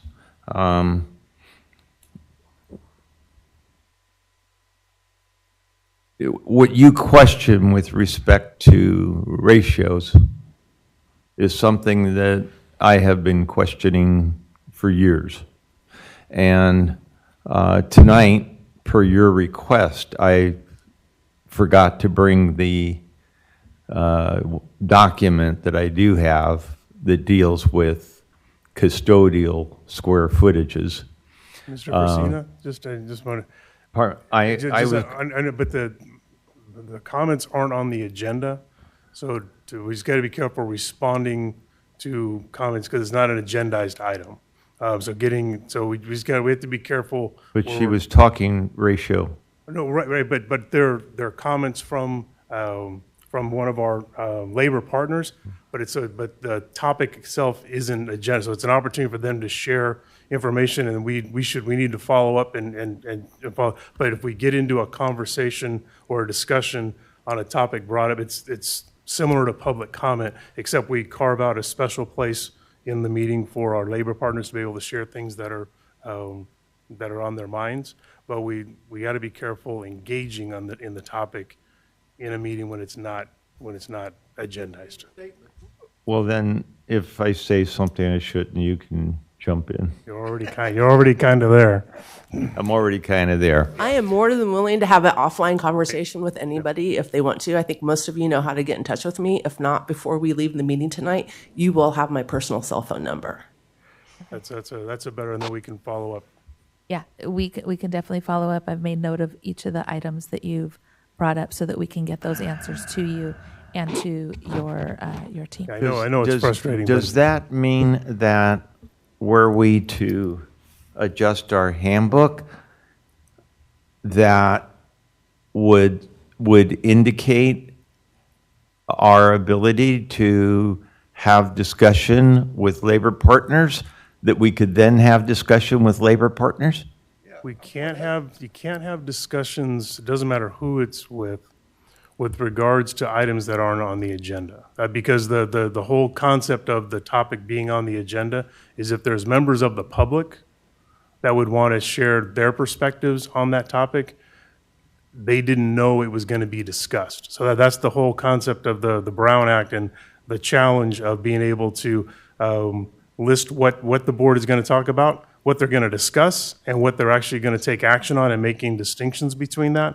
But if we engage in a conversation about a topic that we didn't let the public know was going to be discussed, we didn't give them the opportunity to attend that meeting and or provide comment. That's the line that we kind of get ourselves. So the way in which then we could deal with this is by having an agenda item that deals with ratios? We could. Good. And we'll be having that. I know it's on your agenda, and I told you on the 16th we're working on the next step. So we're getting there. I promise. We had to get a comparability done. And what did we share very recently? Yeah. We're getting there. I promise. Yeah. Well, it's been 10 years coming. Well, not with me. Oh, I have an issue. I agree with you 100% regarding the facilities. You can't engage in this. We just stated. No, I'm just making a statement. I'm not engaging as a discussion. I'm just saying that I agree with them. Some of her comments. We cannot make a statement, is what. Well, Mr. Forcina just made a couple of statements. And he was just stopped. You allowed him 2 minutes until you cut him off. Because now, why don't you allow me 2 minutes to cut me off? No, because it Why has not? been brought. Because we now understand that you cannot make a Understand statement. after 2 minutes. No. Okay. Again, I thank you for the time. I knew that I would take longer than 3 minutes. That's why I wanted to use my bargaining space. Right, exactly. You had more than 3 minutes. That thing didn't even go on. Okay. That's because Mr. Perez. Mr. Perez. You're out of order. But thank you so much for your time, and I will make sure that I have contact. That everybody who's interested has a way of contacting me. And that's me personally. why we separate our labor partners being able to share their comments outside of public comment, because we don't limit them to the 3 minutes. Well, there's a lot of issues that we agree, and we need to discuss those. I'd like to now call to Mr. Ross on Positive Behavior Interventions and Supports Update, PBIS. Ready to go?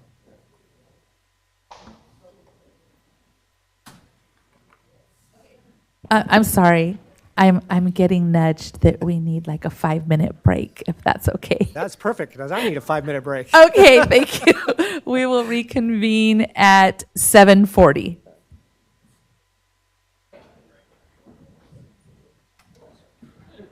I don't know.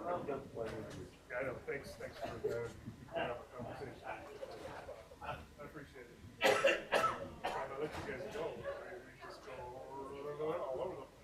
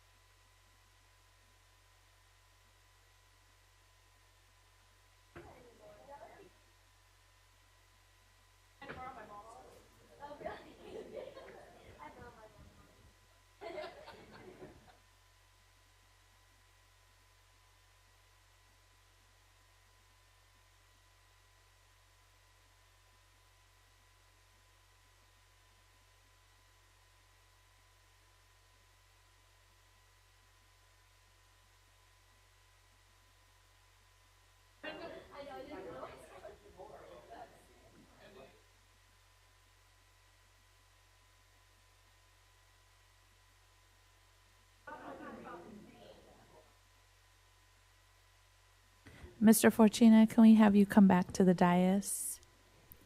Thank you.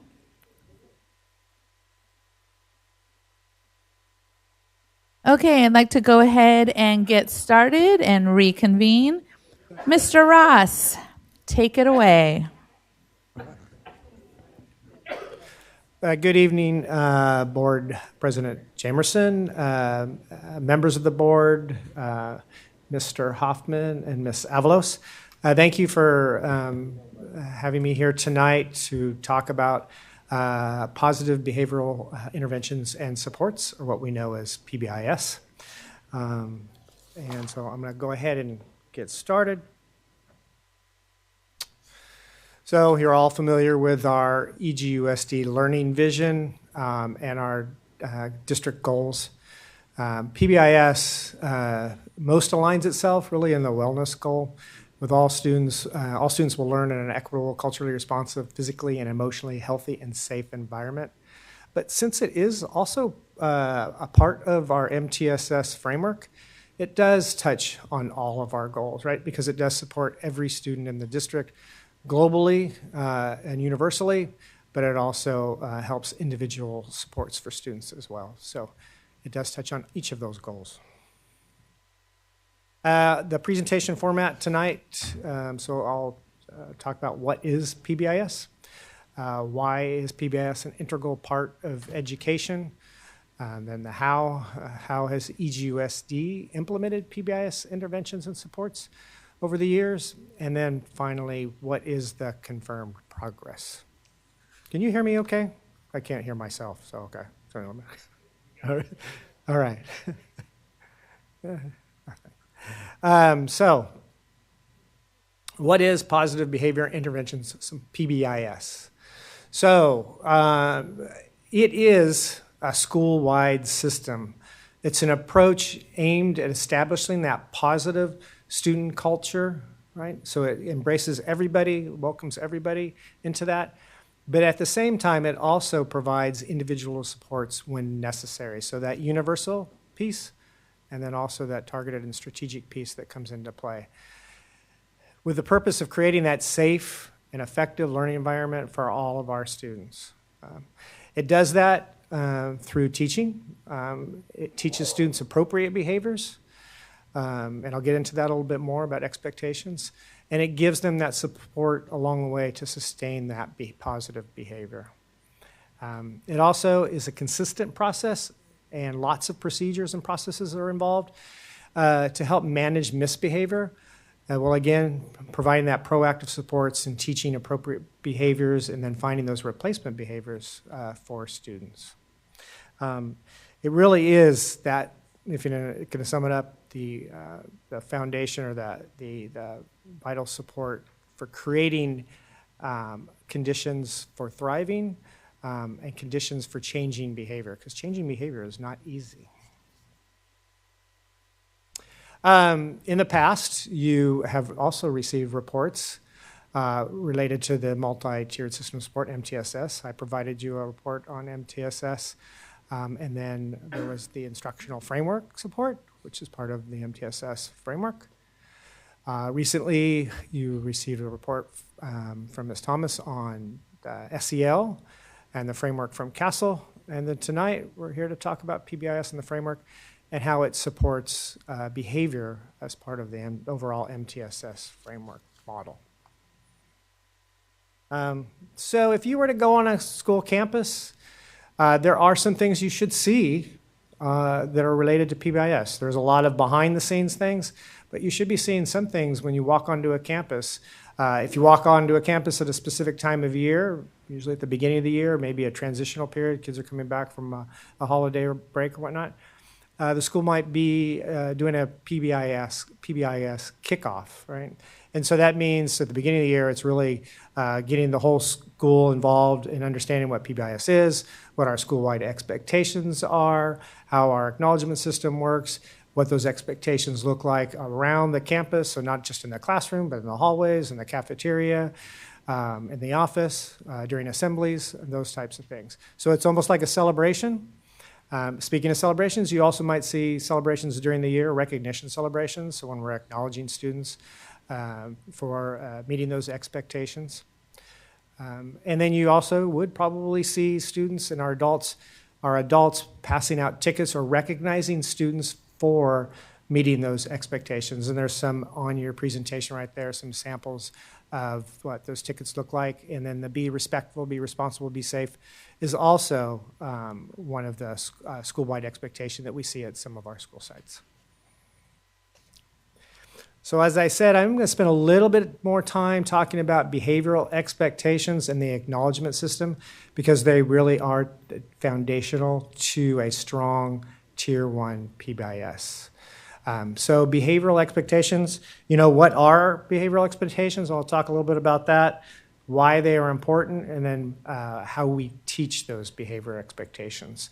So our behavior expectations, they're really, what they are is they're considered the important expectations that for student success. So schools get together, staff gets together, and they decide on what those expectations should look like that would promote student success. They also are part of the school identity and community. You heard it tonight when McKee talked about their values, and they mentioned their values. Those were also their school-wide expectations. So it's what it means to be a student at McKee are those community foundational expectations.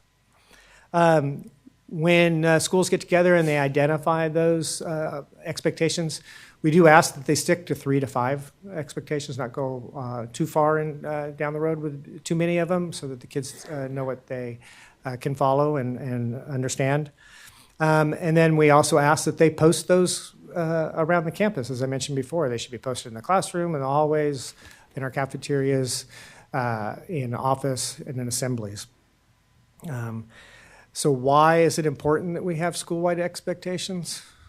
Because if students don't know what we expect of them, and this is true for adults as well, if we don't know what's expected of us, we're not likely to follow it, or not sure when we make mistakes regarding the following of expectations. And then when we do know what is expected of us, we're more likely to follow those expectations. So it's just clearly understanding, like, this is what a student at McKee or whatever is responsible, and this is what responsible looks like. But it's not just enough to post the expectations, right? Because we can have different interpretations of what maybe responsible looks like or be safe.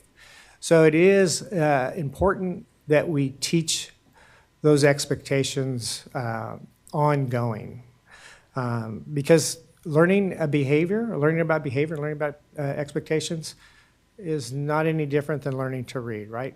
You need the instruction, you need the practice, you need that modeling, and you need the acknowledgement that you are succeeding. So not much different, not at all different from teaching reading or any other subject. And when we do teach them, it is important that we explain what they are exactly, that we model that, and that we show, like, this is exactly what responsibility looks like. This is exactly what safe looks like. And that we do reteach frequently, and then we look for those teachable moments in the classroom and outside of the classroom as well. What you have in front of you is a teaching matrix. This is an example from one of our sites. As I mentioned before, these are taught and posted in different areas of the school. So on the left-hand side, you see classrooms, cafeterias, assemblies, and hallways. Those are the locations the school selected. And then on the top, there are expectations: be safe, hands-free, achieving, responsible, and kind. And then they just kind of list out what that might look like. Obviously, more detail and information and teaching needs to go into that. But as a guide, so if I'm responsible in the classroom, I might be prepared and follow directions and complete your work and do your best. And if I'm in the cafeteria, it's use a quiet voice, clean both on the top and underneath the table, and use kind words. So similar, but slightly different for the place that they are in the school site. Each of our schools has their teaching matrix to help guide them in the school, teaching the school-wide expectations. So the second foundation to this is acknowledgement. And it's acknowledging those expectations for our students. It's really important. Each school needs a system of acknowledgement. And the reason that they need to have a system and talk about that system, an ongoing system, is so that it's continually in front of us, that we're continually recognizing students when we see them meeting those expectations. If we don't have a system, we tend to pull back and forget, hey, we didn't do that. Part of this too is having a system is to promote that, and so that the staff, not just teachers, are continually recognizing students for their expectations. And when I'm recognized for, or acknowledged for meeting an expectation, it helps build that relationship and that connection with that adult on campus. So that's one of the reasons, or a couple of reasons, for why we have the acknowledgement system in place. The other reason too is that it is positive behavior, right? So when we reward or we recognize somebody for positive behavior, that has a much better chance of changing that behavior, because you're going to replicate that because, hey, I've been recognized for that behavior. I know what I'm supposed to do. It makes a change for the behavior. When we use negative consequences, that doesn't have the same result. And students sometimes just don't even know why they are being punished. And so how do we do it? Again, I think I'm going to go back to what I just said before. You really do need to be specific about it. So when you do acknowledge a student about meeting a school-wide expectation, you can't just say good job, because they're not going to know exactly, they may not exactly know what the good job was for. So there's an example up there that says, right, thank you for being safe in the hallway. You did a great job walking in a straight line so no one gets hurt. So as a student, I know exactly what I did, I know where I did it in the hallway, and I know why I did it so that nobody would get hurt. So that's a really good example of really being explicit when you're acknowledging a student for their positive behavior. The tickets themselves, all of our campuses have something that looks like a ticket like that you see up there.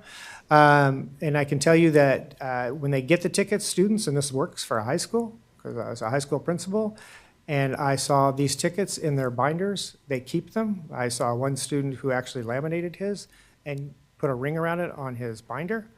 So they do keep those tickets. It's the acknowledgement that counts. The bonus to this is if you get your name put in a prize and it's pulled, or if you get recognized in front of your peers, it has a tremendous impact as well. Or if you turn it in for something at the student store, that's the extra bonus for student acknowledgement. But getting acknowledged is the key. So there are some additional features, those that kind of are somewhat behind the scenes of PBIS in Tier 1.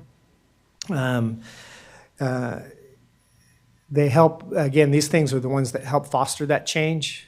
So we do have teams, all of our schools have Tier 1 teams that really examine PBIS Tier 1 levels. So they take a look at that student acknowledgement, they take a look at the expectations, and they have those conversations about student discipline data. So they're always taking a look at the student discipline data. And an example of that is that they get the spreadsheet and they can take a look at, okay, what time of day are behaviors occurring, what behaviors are occurring, where they're occurring, and then together they develop a plan on how to address, if they see trends, how to address those. Maybe they need to teach the expectations on the playground again and reinforce those. So the teams are doing that. Our teams, our teachers and admin are having conversations about calibration of discipline, what would be considered a teacher-handled discipline matter and what might be an admin discipline matter. So they're having those conversations so that there's consistency across the school on how things are handled as far as discipline goes. I mentioned the feedback and acknowledgement system. We obviously want all of our faculty, family, and community involved, so there should be ongoing conversations, especially in our staff meetings, where we're regularly talking about PBIS, how we're doing with our expectations and our acknowledgement, how's the behavior going at our school site, Do we need to do anything different? So it should be living in front of them constantly, because if we want to make that change, that cultural change, that climate change, PBIS cannot just be, hey, let's just do it one time a year, ongoing, every day. The core features of Tier 2 are the same for, it's just an MTSS model. So if there is a behavioral problem that a teacher needs assistance with, they'll fill out the request for assistance. The team will look at the data. If it's a behavioral component, they'll really examine all the interventions possible to address that behavior. But it follows the same features as academics and social emotional show. What you have in front of you now are some of the interventions that are available to address behaviors at either the Tier 2 or Tier 3 level. So the first one up there is check-in, check-out. It's probably the most common, and this is just the opportunity for a student to meet regularly with an adult on campus and to check in with them about how they're doing with the school-wide expectations, and if they're doing well, to get and receive some positive reinforcement. We also have Prevent, Teach, and Reinforce, which is PTR. That is really there for students who are really struggling with some severe behavioral problems in the classroom, and a team gets together and develops a plan to address those behaviors. Following the exact, this is an actual model, so following the exact model of Prevent, Teach, Reinforce. New to us, and we actually haven't even used it yet, and we're contemplating using it in next year, is Resiliency, Empowerment, Natural Supports for Education, which is Renew. This is for secondary students. PTR is actually for elementary. But Renew is for secondary. And really what it is that it's student-led, and the team, and the student identifies a team of people that can help him or her look at their future goals, and then develop a transition plan from into post-secondary life. But we're taking a look at that, and possibly we'll be doing some trainings next year. Breaks Are Better is a modification of check-in, check-out. It's for students specifically who are struggling with staying on task or escaping behaviors from the academics, and so it's a little shorter. It's within the classroom for those particular behaviors. Then we have 2 behavior support plans, BSPs and BIPs, behavior intervention plans. Our behavior support plans are more of a general plan that the team puts together based on some observations, some data from the teacher to support the student. So it's a lower level plan, falls into, well, since it's individualized, it still falls into Tier 3, but it's a lower level type plan for the student. And then probably the most intense intervention for Tier 2 is the behavior intervention plan, and that is developed through a functional behavior assessment. So one of our behaviorists, board-certified behaviorists, will go in, do several observations, gather lots of data, and develop a very well-developed behavior intervention plan for students who need that level of support. So why is PBIS an integral part of education? Again, it establishes that healthy culture at the school and the climate. It increases student engagement and instructional time, because if we're not teachers are not dealing with misbehaviors, then there's going to be more engagement and obviously more instructional time. It empowers students. It empowers students because when students start to feel good and positive about themselves and they're doing well, they have greater power and more agency. It reduces the racial inequities in discipline. Again, it's that calibration and making sure that we're all calibrated in how we are handling student discipline at the school site. And then it improves those school-wide practices and decision-making, because those teams are continually meeting and looking at data to make decisions regarding student discipline and behavior. How has EGUSD implemented positive behavioral interventions and supports? We have a long history with PBIS. It dates back more than 10 years. When we started, it was pretty small, and we did some trainings for some select schools. Eventually, it grew to every school. But at that time, we had 4 PBIS coaches and a program specialist. Over the years, we've grown to the 13 coaches with increasing levels of implementation along the way. And just recently, as I mentioned in a previous board meeting, we now have the 22 PBIS coaches supporting 3 schools. And along the way, implementation has increased for all of our school sites. These are a list of the people who, there's lots of people who are involved in PBIS, so I think I've eliminated or unfortunately left off of quite a few people, but these folks are really tied to it every day. As I mentioned, the PBIS coaches, there's 22 of them. They are the technical assistants to the school sites, really guide them, keep them on track. They're integral parts of the Tier 1 team as well as Tier 2 teams. We have 12 MTSS counselors. We are continuing to look for more MTSS counselors at the elementary level, but they are an integral part of not only of the social emotional piece of the MTSS framework, but also that behavioral component, and they help facilitate those Tier 1 teams and the Tier 2, 3, or Tier 2 teams. We don't have Tier 3 teams, so. Again, these people are providing ongoing support, but again, we have school psychologists, mental health therapists, teachers, administration, they're all in there. Families providing that support for MTSS or for PBIS. Speaking of families, we really try to connect and get our families involved with PBIS. And that home visit piece that you see at the top, a lot of our wellness providers, the folks that are working with PBIS, are trying to build those relationships, and many of them have participated in FACE's home visit project. We have lots of resources on our websites regarding PBIS. Our team has gone out to family nights and had family nights at PBIS with our PTOs and PTA partnerships. And again, we've invited families into those acknowledgement assemblies and celebrations.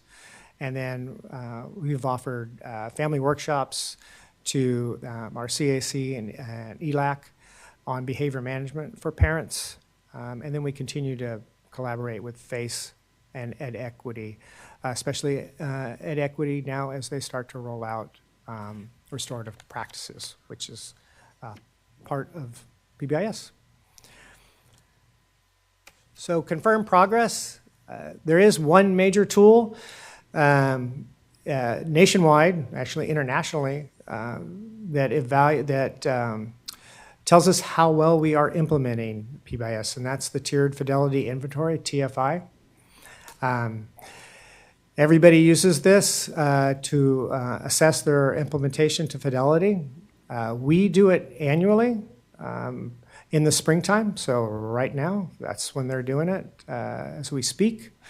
Well, not right now, but during the day, they're doing it.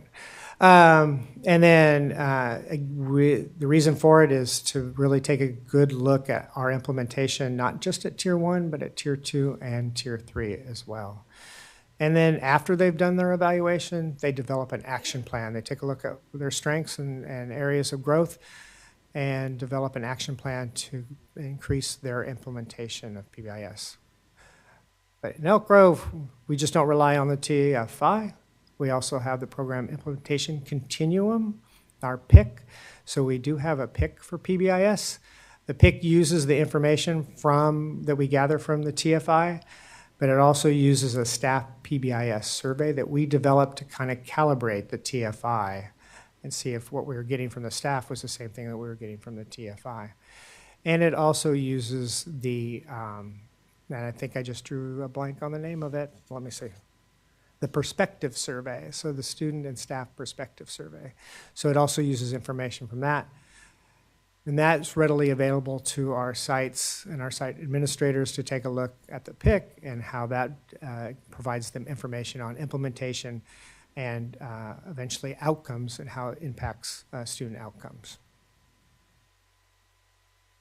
And then earlier this year, you all celebrated our schools for their receiving medal recognition from the California PBIS Coalition.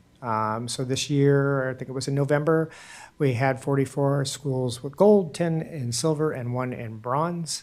An early indication of our TFIs, and looks like we're going to have even a greater representation and medal winners, medal recognition next year as well.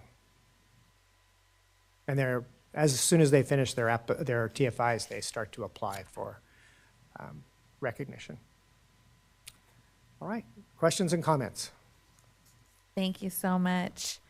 Mr. Vargas, do we have any blue cards on this item? We have no blue cards on this item.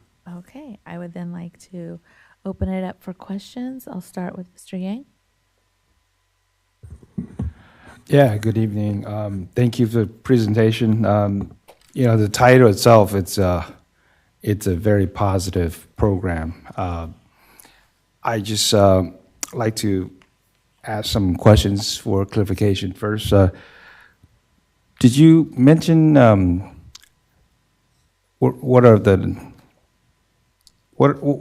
large of the kids that you cover for this program? I try to. So Tier 1 is universal, so every student falls into universal, right? So when we create that acknowledgement system and we have school-wide expectations, they apply to everyone.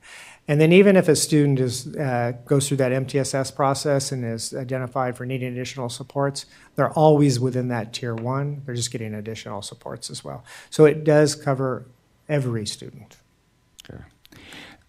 Okay, because that sounds like a very broad number of students, right? Because we have roughly 63,000 students. So, so you're saying we're covering pretty much? Yeah. When they are handing out acknowledgments, that's available to any student who's following the school-wide expectations. The school-wide expectations apply to every student on that campus. When we look at student discipline, we're looking at student discipline, and when we make changes or when we have positive impact on those students who are struggling behaviorally, that also impacts every other student, right? So it has a trickle effect for impacting the overall culture and climate of the school. So it really is about the culture and the climate of the school. The culture part is that teachers and staff are buying in and understand the important parts of PBIS, and the climate is the outcome of that and how we feel and how positive we are about the things that are going on in campus. Yeah, I totally agree.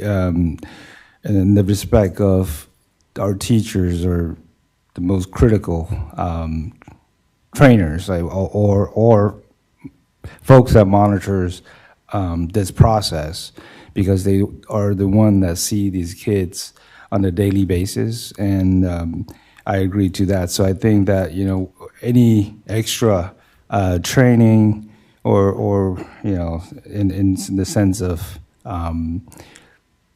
being better in that process, I think that would be excellent. I also wanted to throw in, I know it's kind of like outside of here, but it's part of this positive behavior. So like the dress code, and I spoke to superintendent before, I think that our teachers are the ones that sees our kids in the classroom on a daily basis, and I think that if they are not wearing appropriate clothing, they should be flagging that and making sure that that is also meeting our code. So with that said, I think this is fantastic. I love it. I think that positive behavior, it's a great beginning of each kids to have the best attitude of learning any subject that matters at school. So I love this, and I just would like to see if you guys could break down into some numbers that will makes, for me, see things in terms of like the positive and what we need to do to improve and so forth. I think that would be easier to comprehend and understand and provide some feedback. So thank you for the presentation and helping out our kids. Yeah, appreciate it. Thank you for the presentation. I just wanted to make a few quick comments. As I've visited schools, I've seen check-in, check-out, and it's very cool. You know, been talking to a principal and the kid needs to come in and talk to him about his day for just 2 minutes, but you can tell it's their thing, and so it's really cool. And I also appreciate, I watched it be expanded. It might be somebody works in the cafeteria that does a check-in, check-in. It's a whole school feeling, and I think that's a really neat part about this that we might not have talked about tonight. And structure is so important. I taught at a school, and the structure of your classroom and the structure that kids can relax into and feel comfortable, I think we provide them through this.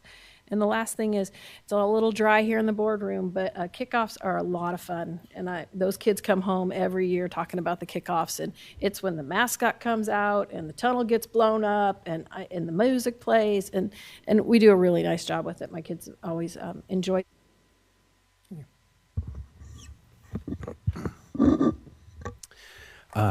Thank you for the presentation. This was very informative. So I wanted to sort of follow up on the individualized nature of the responses once we sort of pass Tier 1 and get into Tier 2 and Tier 3 responses. So in addition to there being individualized needs at that level, there's also sort of things that come along with it, you know. So what I'm getting at is, how do we incorporate issues of equity into this, you know, into that individualized model once you hit Tier 2 and Tier 3? Because in addition to the individualized aspect of it, there's overlays that we know about that kids may not necessarily be able to ask for, or that staff may not necessarily immediately, you know, cognize, you know, that this is happening. So how do we incorporate those to make sure that that is addressed? Well, I'm just I'll address the Tier 2. Tier 1, the PBIS has recognized, you know, equity, and has even taken, even letting us know, like when schools are building their expectations, that they look at those through an equity lens, you know, so that it is responding to and represents the students at our school. To address the needs that we've at Tier 2, I think that some of that is through just the training that we're getting in just through DEI itself, and understanding individual needs and whatnot, and having those conversations, because we have pretty diverse teams when we're talking about, not only diverse in the sense that we have a mental health therapist and a behaviorist and an academic intervention teacher, and, you know, so they're looking at a student from all these certain angles, but many of our teams are represented from various cultures, or have a different greater understanding of the needs of those students. So that's always a conversation. I think I would agree, there probably needs to be more work in that area and more training for that, and how we address that, and are we being sensitive to the needs of students related to equity. But I think it's just become with more training. Yeah. So remind me, what's the relationship between, or how does the equity office tie into this? Are they, you know, are they regularly involved in this process or any of the evaluation? Are they more of a supporter in certain circumstances? What's their role in this? So we've become more connected because of restorative practices and integrating restorative practices into that. We do have some of our equity coaches that are on the teams, so they're on Tier 1 teams and Tier 2 teams as well. But I can't tell you that that's 100% true across the board. And I'll be honest with you, I don't know that, I haven't had that conversation with Mr. Jones about, hey, let's try to incorporate that more frequently, because I think they're trying to, figure their rollout and build their rollout as well. But it's definitely something to take into consideration as we move forward. And also just to have I do have regular meetings with Mr. Jones to talk about MTSS and PBIS, but to have those established. Okay, great. That's all the questions I have. Thank you. Isabella? Thank you so much for the presentation. It's really fun for me just to see, read about these PBIS principles and kind of understand how they've been implemented throughout my academic career. I know in elementary school, getting one of those tickets was the highlight of my day. I'm sure the same can be said for a lot of students. But yeah, I just also want to highlight how important the stability established by PBIS is, really just for student development and growth. Thank you. Mr. Fortuna?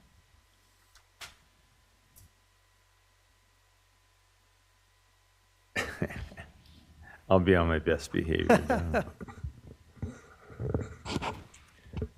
First question, how is the PBIS program fiscally supported?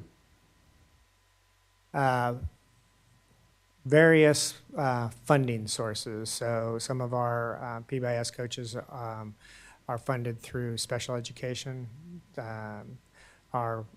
Again, same with our MHTs. So there's a split between some special education funding as well as some general funding as well. And then ESSER funding supporting some of obviously the counselor portion of that. So that's the positions.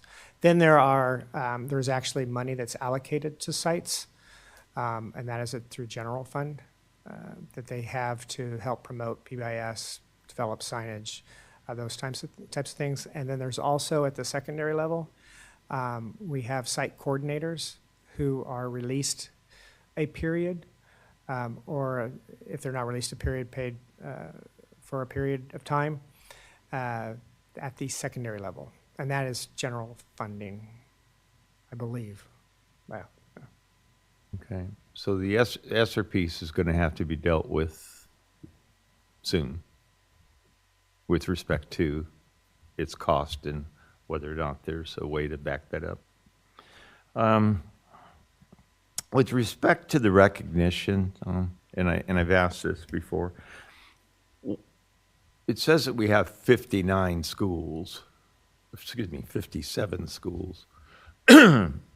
Why aren't all the schools included? Well, it is an application, so you do apply for it. So the school has to say, yeah, we want to apply for this and receive the recognition. Some of the schools chose not to apply. That didn't necessarily mean that they wouldn't have had either, a silver or a gold or been recognized. They just, for their various reasons, chose not to apply.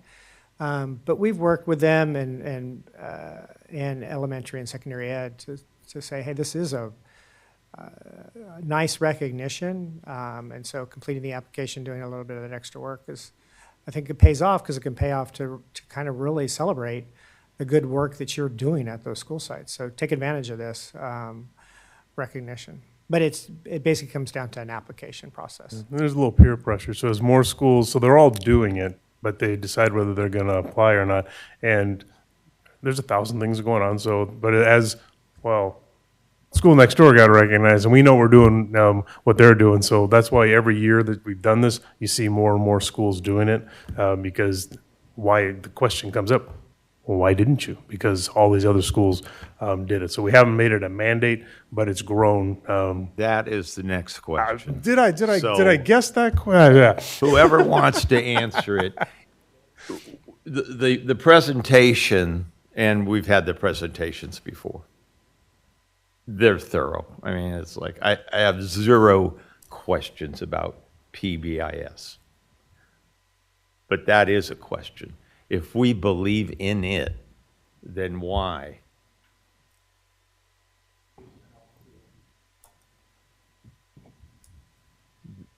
that they apply. So here comes number 2 question.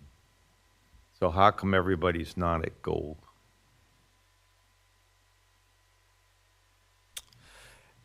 That is a good question. We've been at it for a while.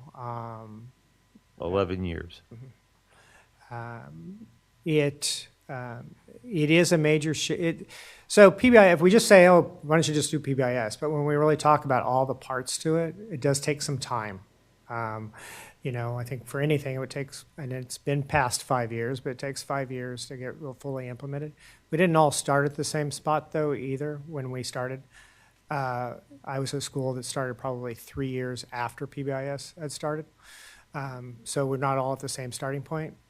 And I think it's that continuing, PBIS can't just be it can't be just your expectations. It can't be just, we'll talk about it at a staff meeting one time.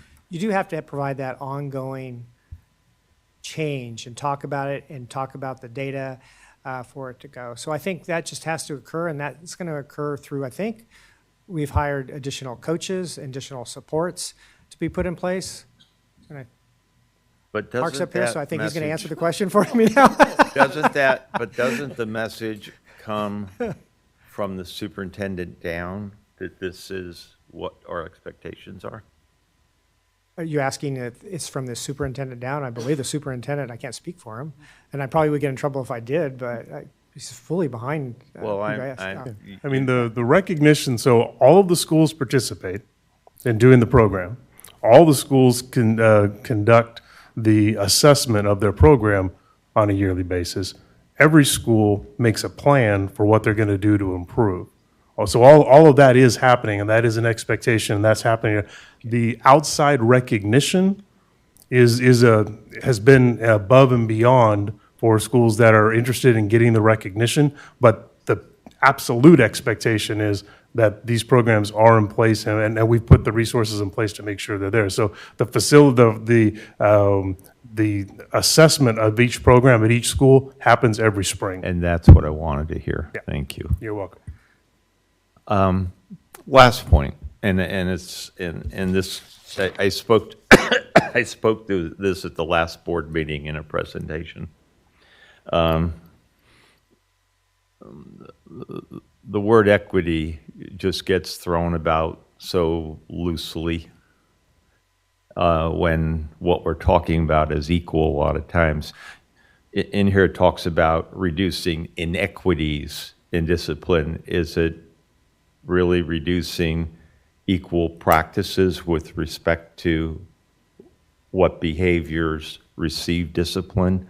Because I don't know where the equity would fall into the differences in the discipline that's given.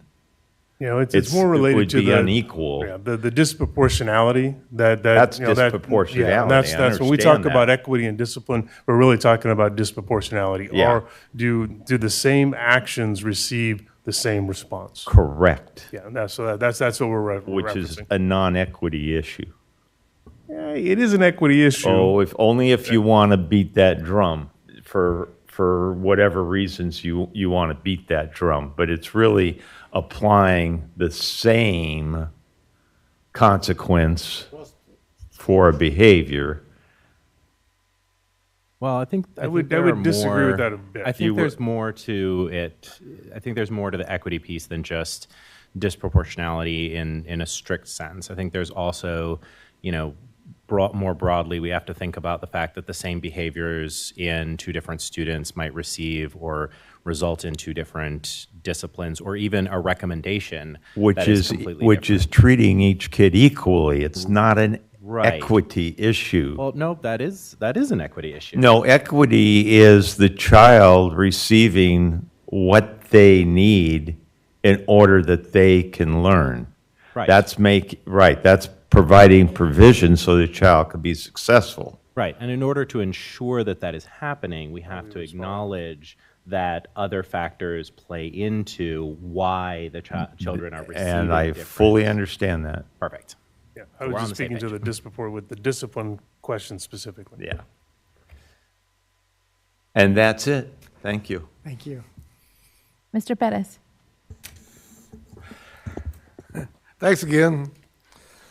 I look forward to look at or listen to your reports, but again, I always like the data. And your objectives are, what is PBIS? You've done that in the past, so today we discussed this internally over here on this side because we get what it is. And two, why is PBS an internal part of education? I think we get the picture of that one because it improves school climate and behavior in the classroom, and just like you said, better educational outcomes. And so I have the same question as Mr. Forcina, is that does the incidence of behavior correspond with funding levels throughout the district? Because what I've seen, I noticed in your data sets, and there's a high issues, there's school climate issues, behavior issues within Area 1, my area, Area 3, elementary level.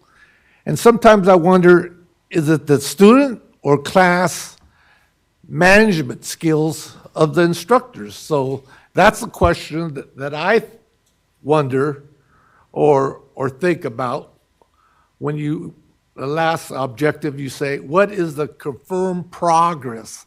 Have you determined that after 11 years being in our school district? What is the cause of misbehavior within our students within the district? And I see the Department of Education and the federal educational system wanting to deal with the whole child, which includes the community, and I like the fact that you're engaging the parents and educating the parents of being good parents and parent responsibilities, but yet I wonder how much money of the budget is going in that arena.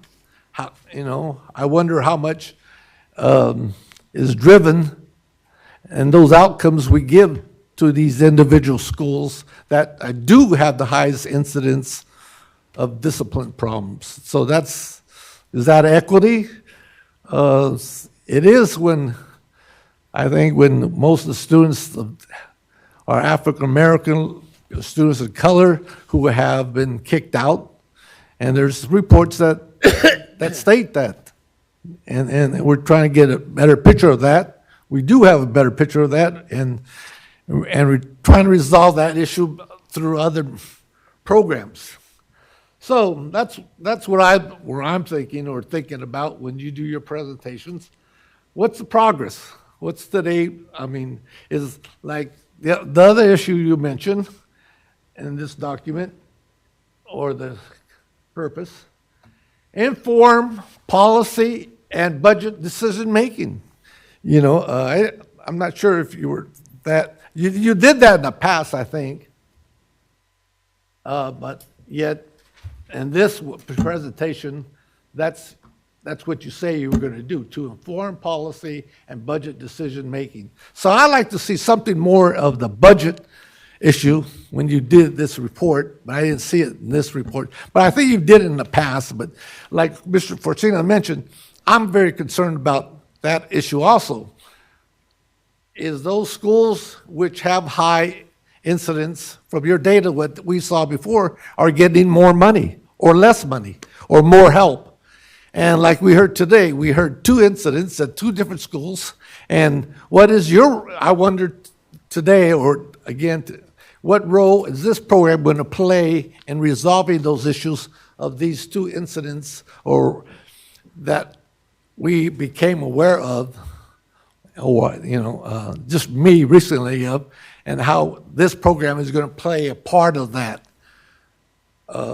problem to resolve that issue of school climate all the way to the community, parents, et cetera, et cetera. So that's where okay. You asked a lot of questions, so right.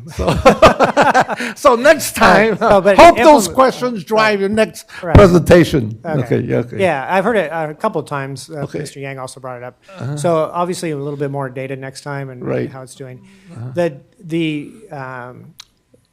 The confirmed progress today was really focused on implementation. So over the last 11 years, we've seen improved implementation, and the TFI measures implementation.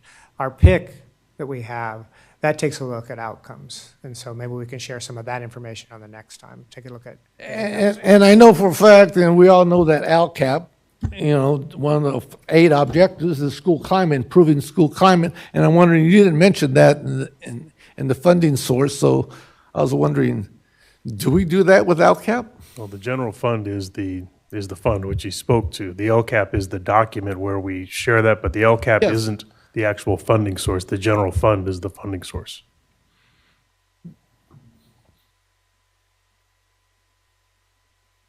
So And future reports, so have more information for you. If you say, never mind, I just leave that alone. Yes. Try to be quick here.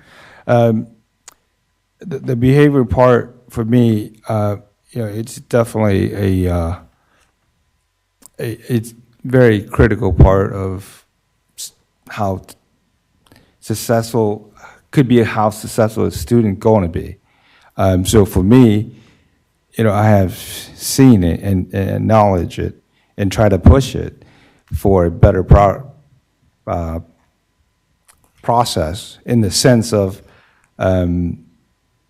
if a student is failing because certain behavior like being absent for too frequently or not turning his or her homework and so forth, I think those are all behavior in a sense.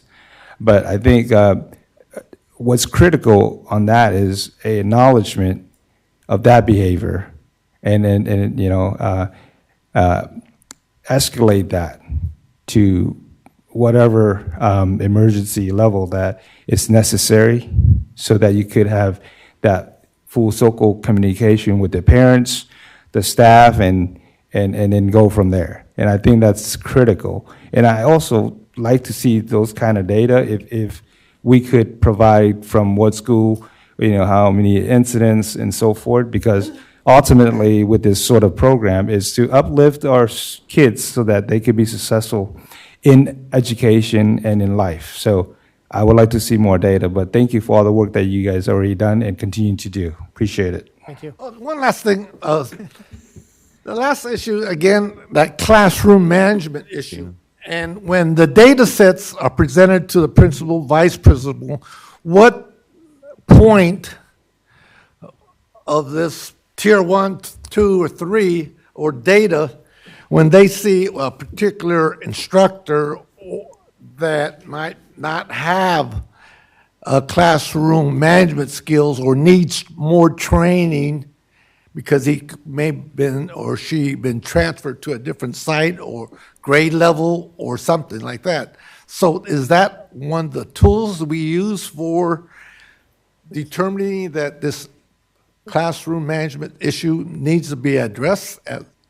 Like site administrators work with that teacher. They might work with their instructional coach on the campus. If it's a particular student or a particular behavioral thing that's going on, we might get the support of a behavior sports specialist to kind of observe the behaviors and see what's going on. So there's a lot of tools that are available to help support that teacher in improving classroom management. Right.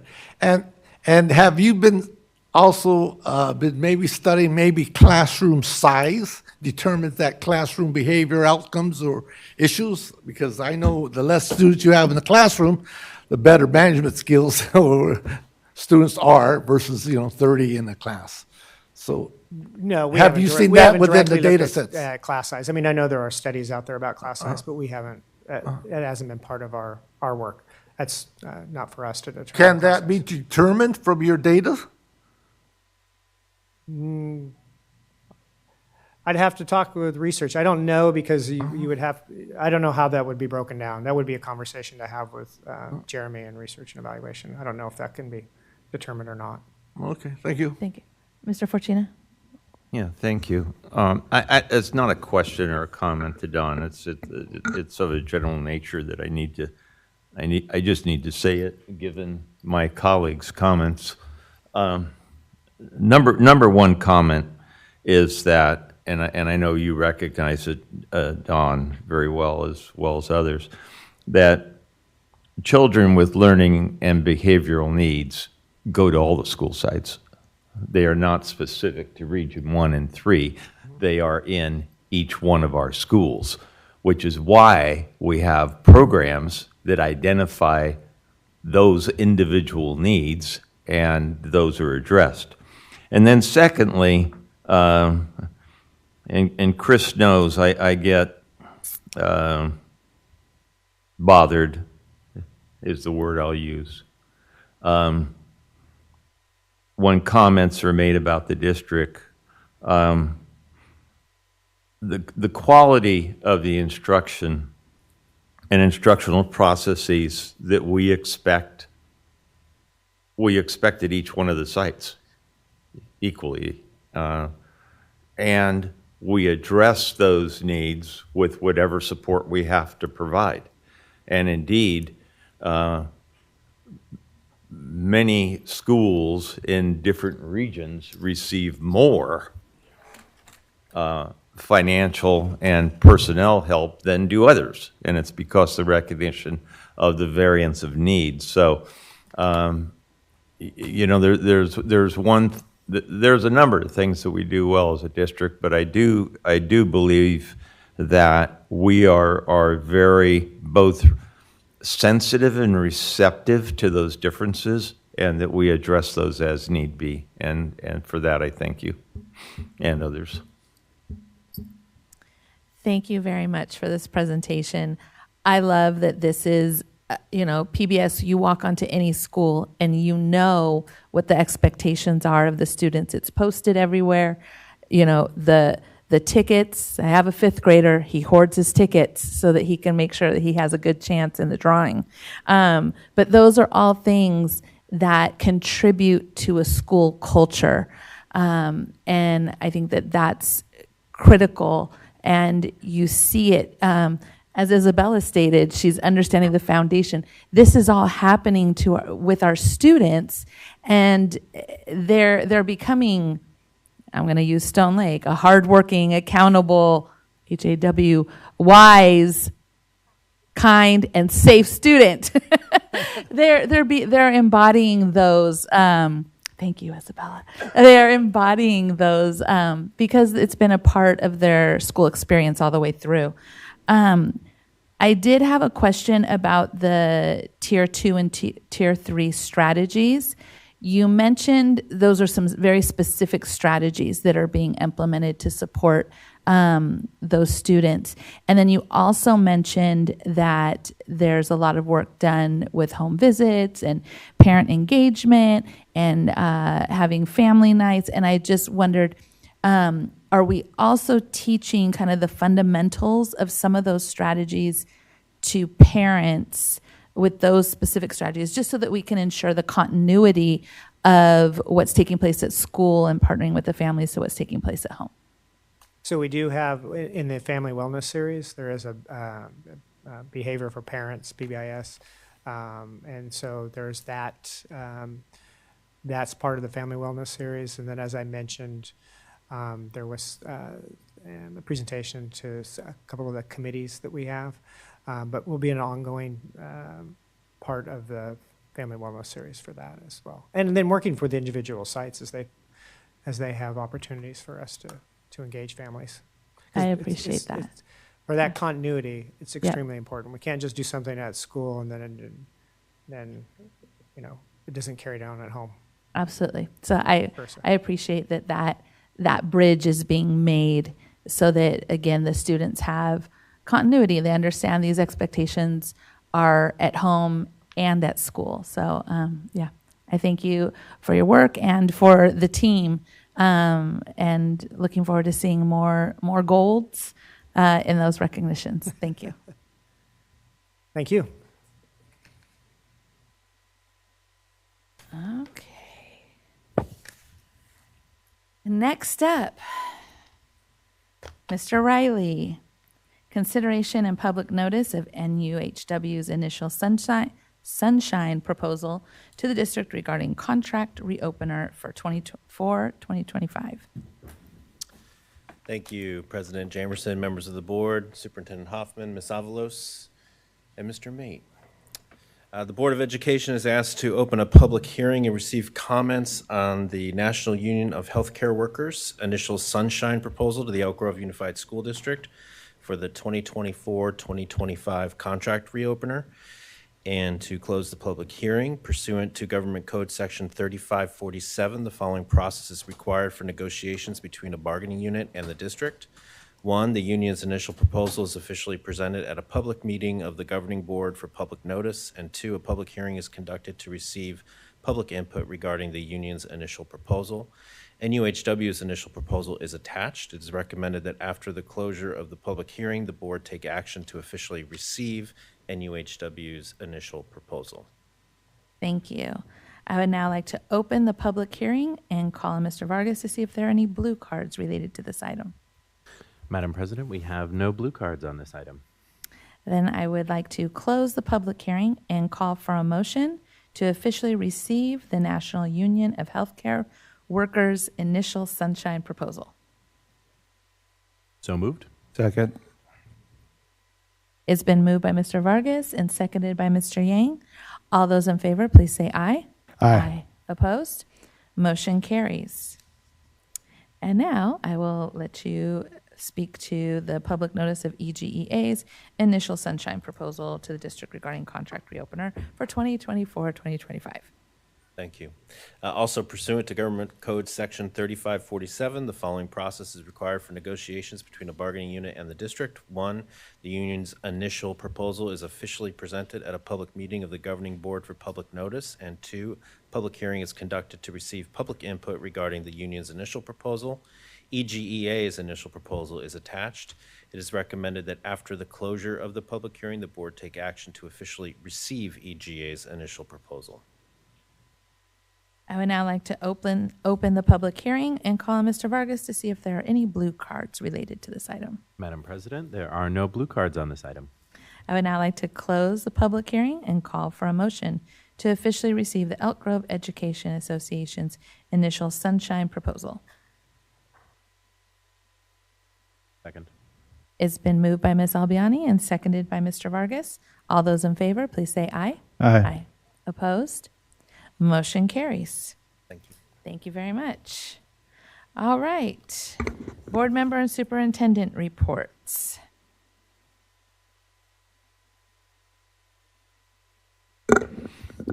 Thank you.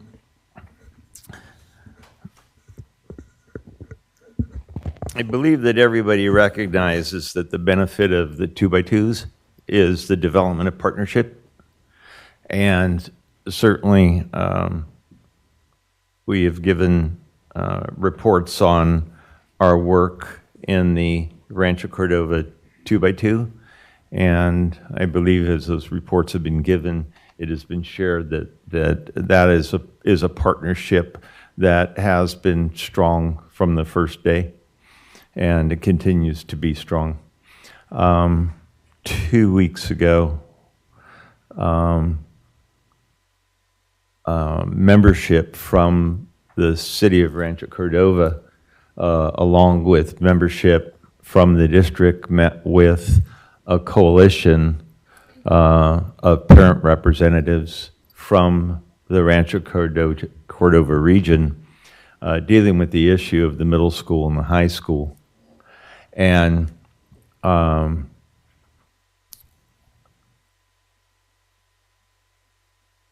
the strength of the partnership, I believe, was demonstrated that night, in that both the district and the city responded with transparency, with honesty. It was a meeting in which the public had concerns. They had representatives there to ask their questions.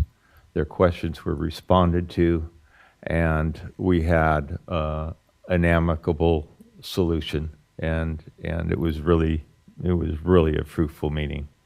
And again, that demonstrates the benefit of the 2x2s. And I know we have 2x2 with the city of Elk Grove, and we have one with CSD. My experience was with Elk Grove, but has been consistent with the city of Rancho Cordova, and I just need to relate the importance of the maintenance of those meetings, because they bear fruit in a lot of different ways. Rancho Cordova for years has been financially supporting the elementary schools in the city of Rancho Cordova by sharing tax revenue with those two schools to fund proposals and activities that the school informs them of. So that they have been true partners, and I think that that they need to receive that recognition from us, as we should also receive recognition from them and those that participated in our joint meeting, even though we did not receive that tonight. So thank you. Thank you. Mr. Vargas and I attended the 2x2 with CSD last week. And again, partnerships is, we talked about Beeman Park, which is in right behind Kerr, in the neighborhood of Kerr, and talking about how we might partner as they make renovations to that park, as well as other parks that they're doing throughout Elk Grove. So we did speak about that. I don't know if you have anything else you wanted to add, Mr. Vargas? The only thing I would add is we have, our agreements and relationships with CSD coming up for renewal soon, and I think we were all excited and looking forward to the expansion of those relationships, particularly with the benefit that we'll have for after-school programs and expanded learning, as well as hopefully expanding our relationship with the fire department as well. So looking forward to a lot of good change on that front. I appreciate the participation of the board on the 2x2s and agree their importance. I wanted to just one quick, just a shout out. It was last Thursday afternoon. We were a bit scrambling around here as the weather was changing up the hill, and we had 127 plus young people and staff that were in Portola, which is a little north of Truckee, and the weather was turning very, very quickly. And so we made the decision that we needed to get those kids home. But we have really good buses, but we have flatland buses. They're not really designed to be up in the hills when the snow is happening. So relationships, paid off, and checked in with my former district and current superintendent, and Ron Caruth within 90 minutes had 3 buses on their way to pick up our kids and dropped them back off at McGarvey Elementary School at 1 in the morning. And I was there just to make sure, because I figured there might be some not so happy people. There were nothing but grateful people that their kids were home safe, and staff too. So just want to shout out to El Dorado Union High School District. Thank you. I have a question.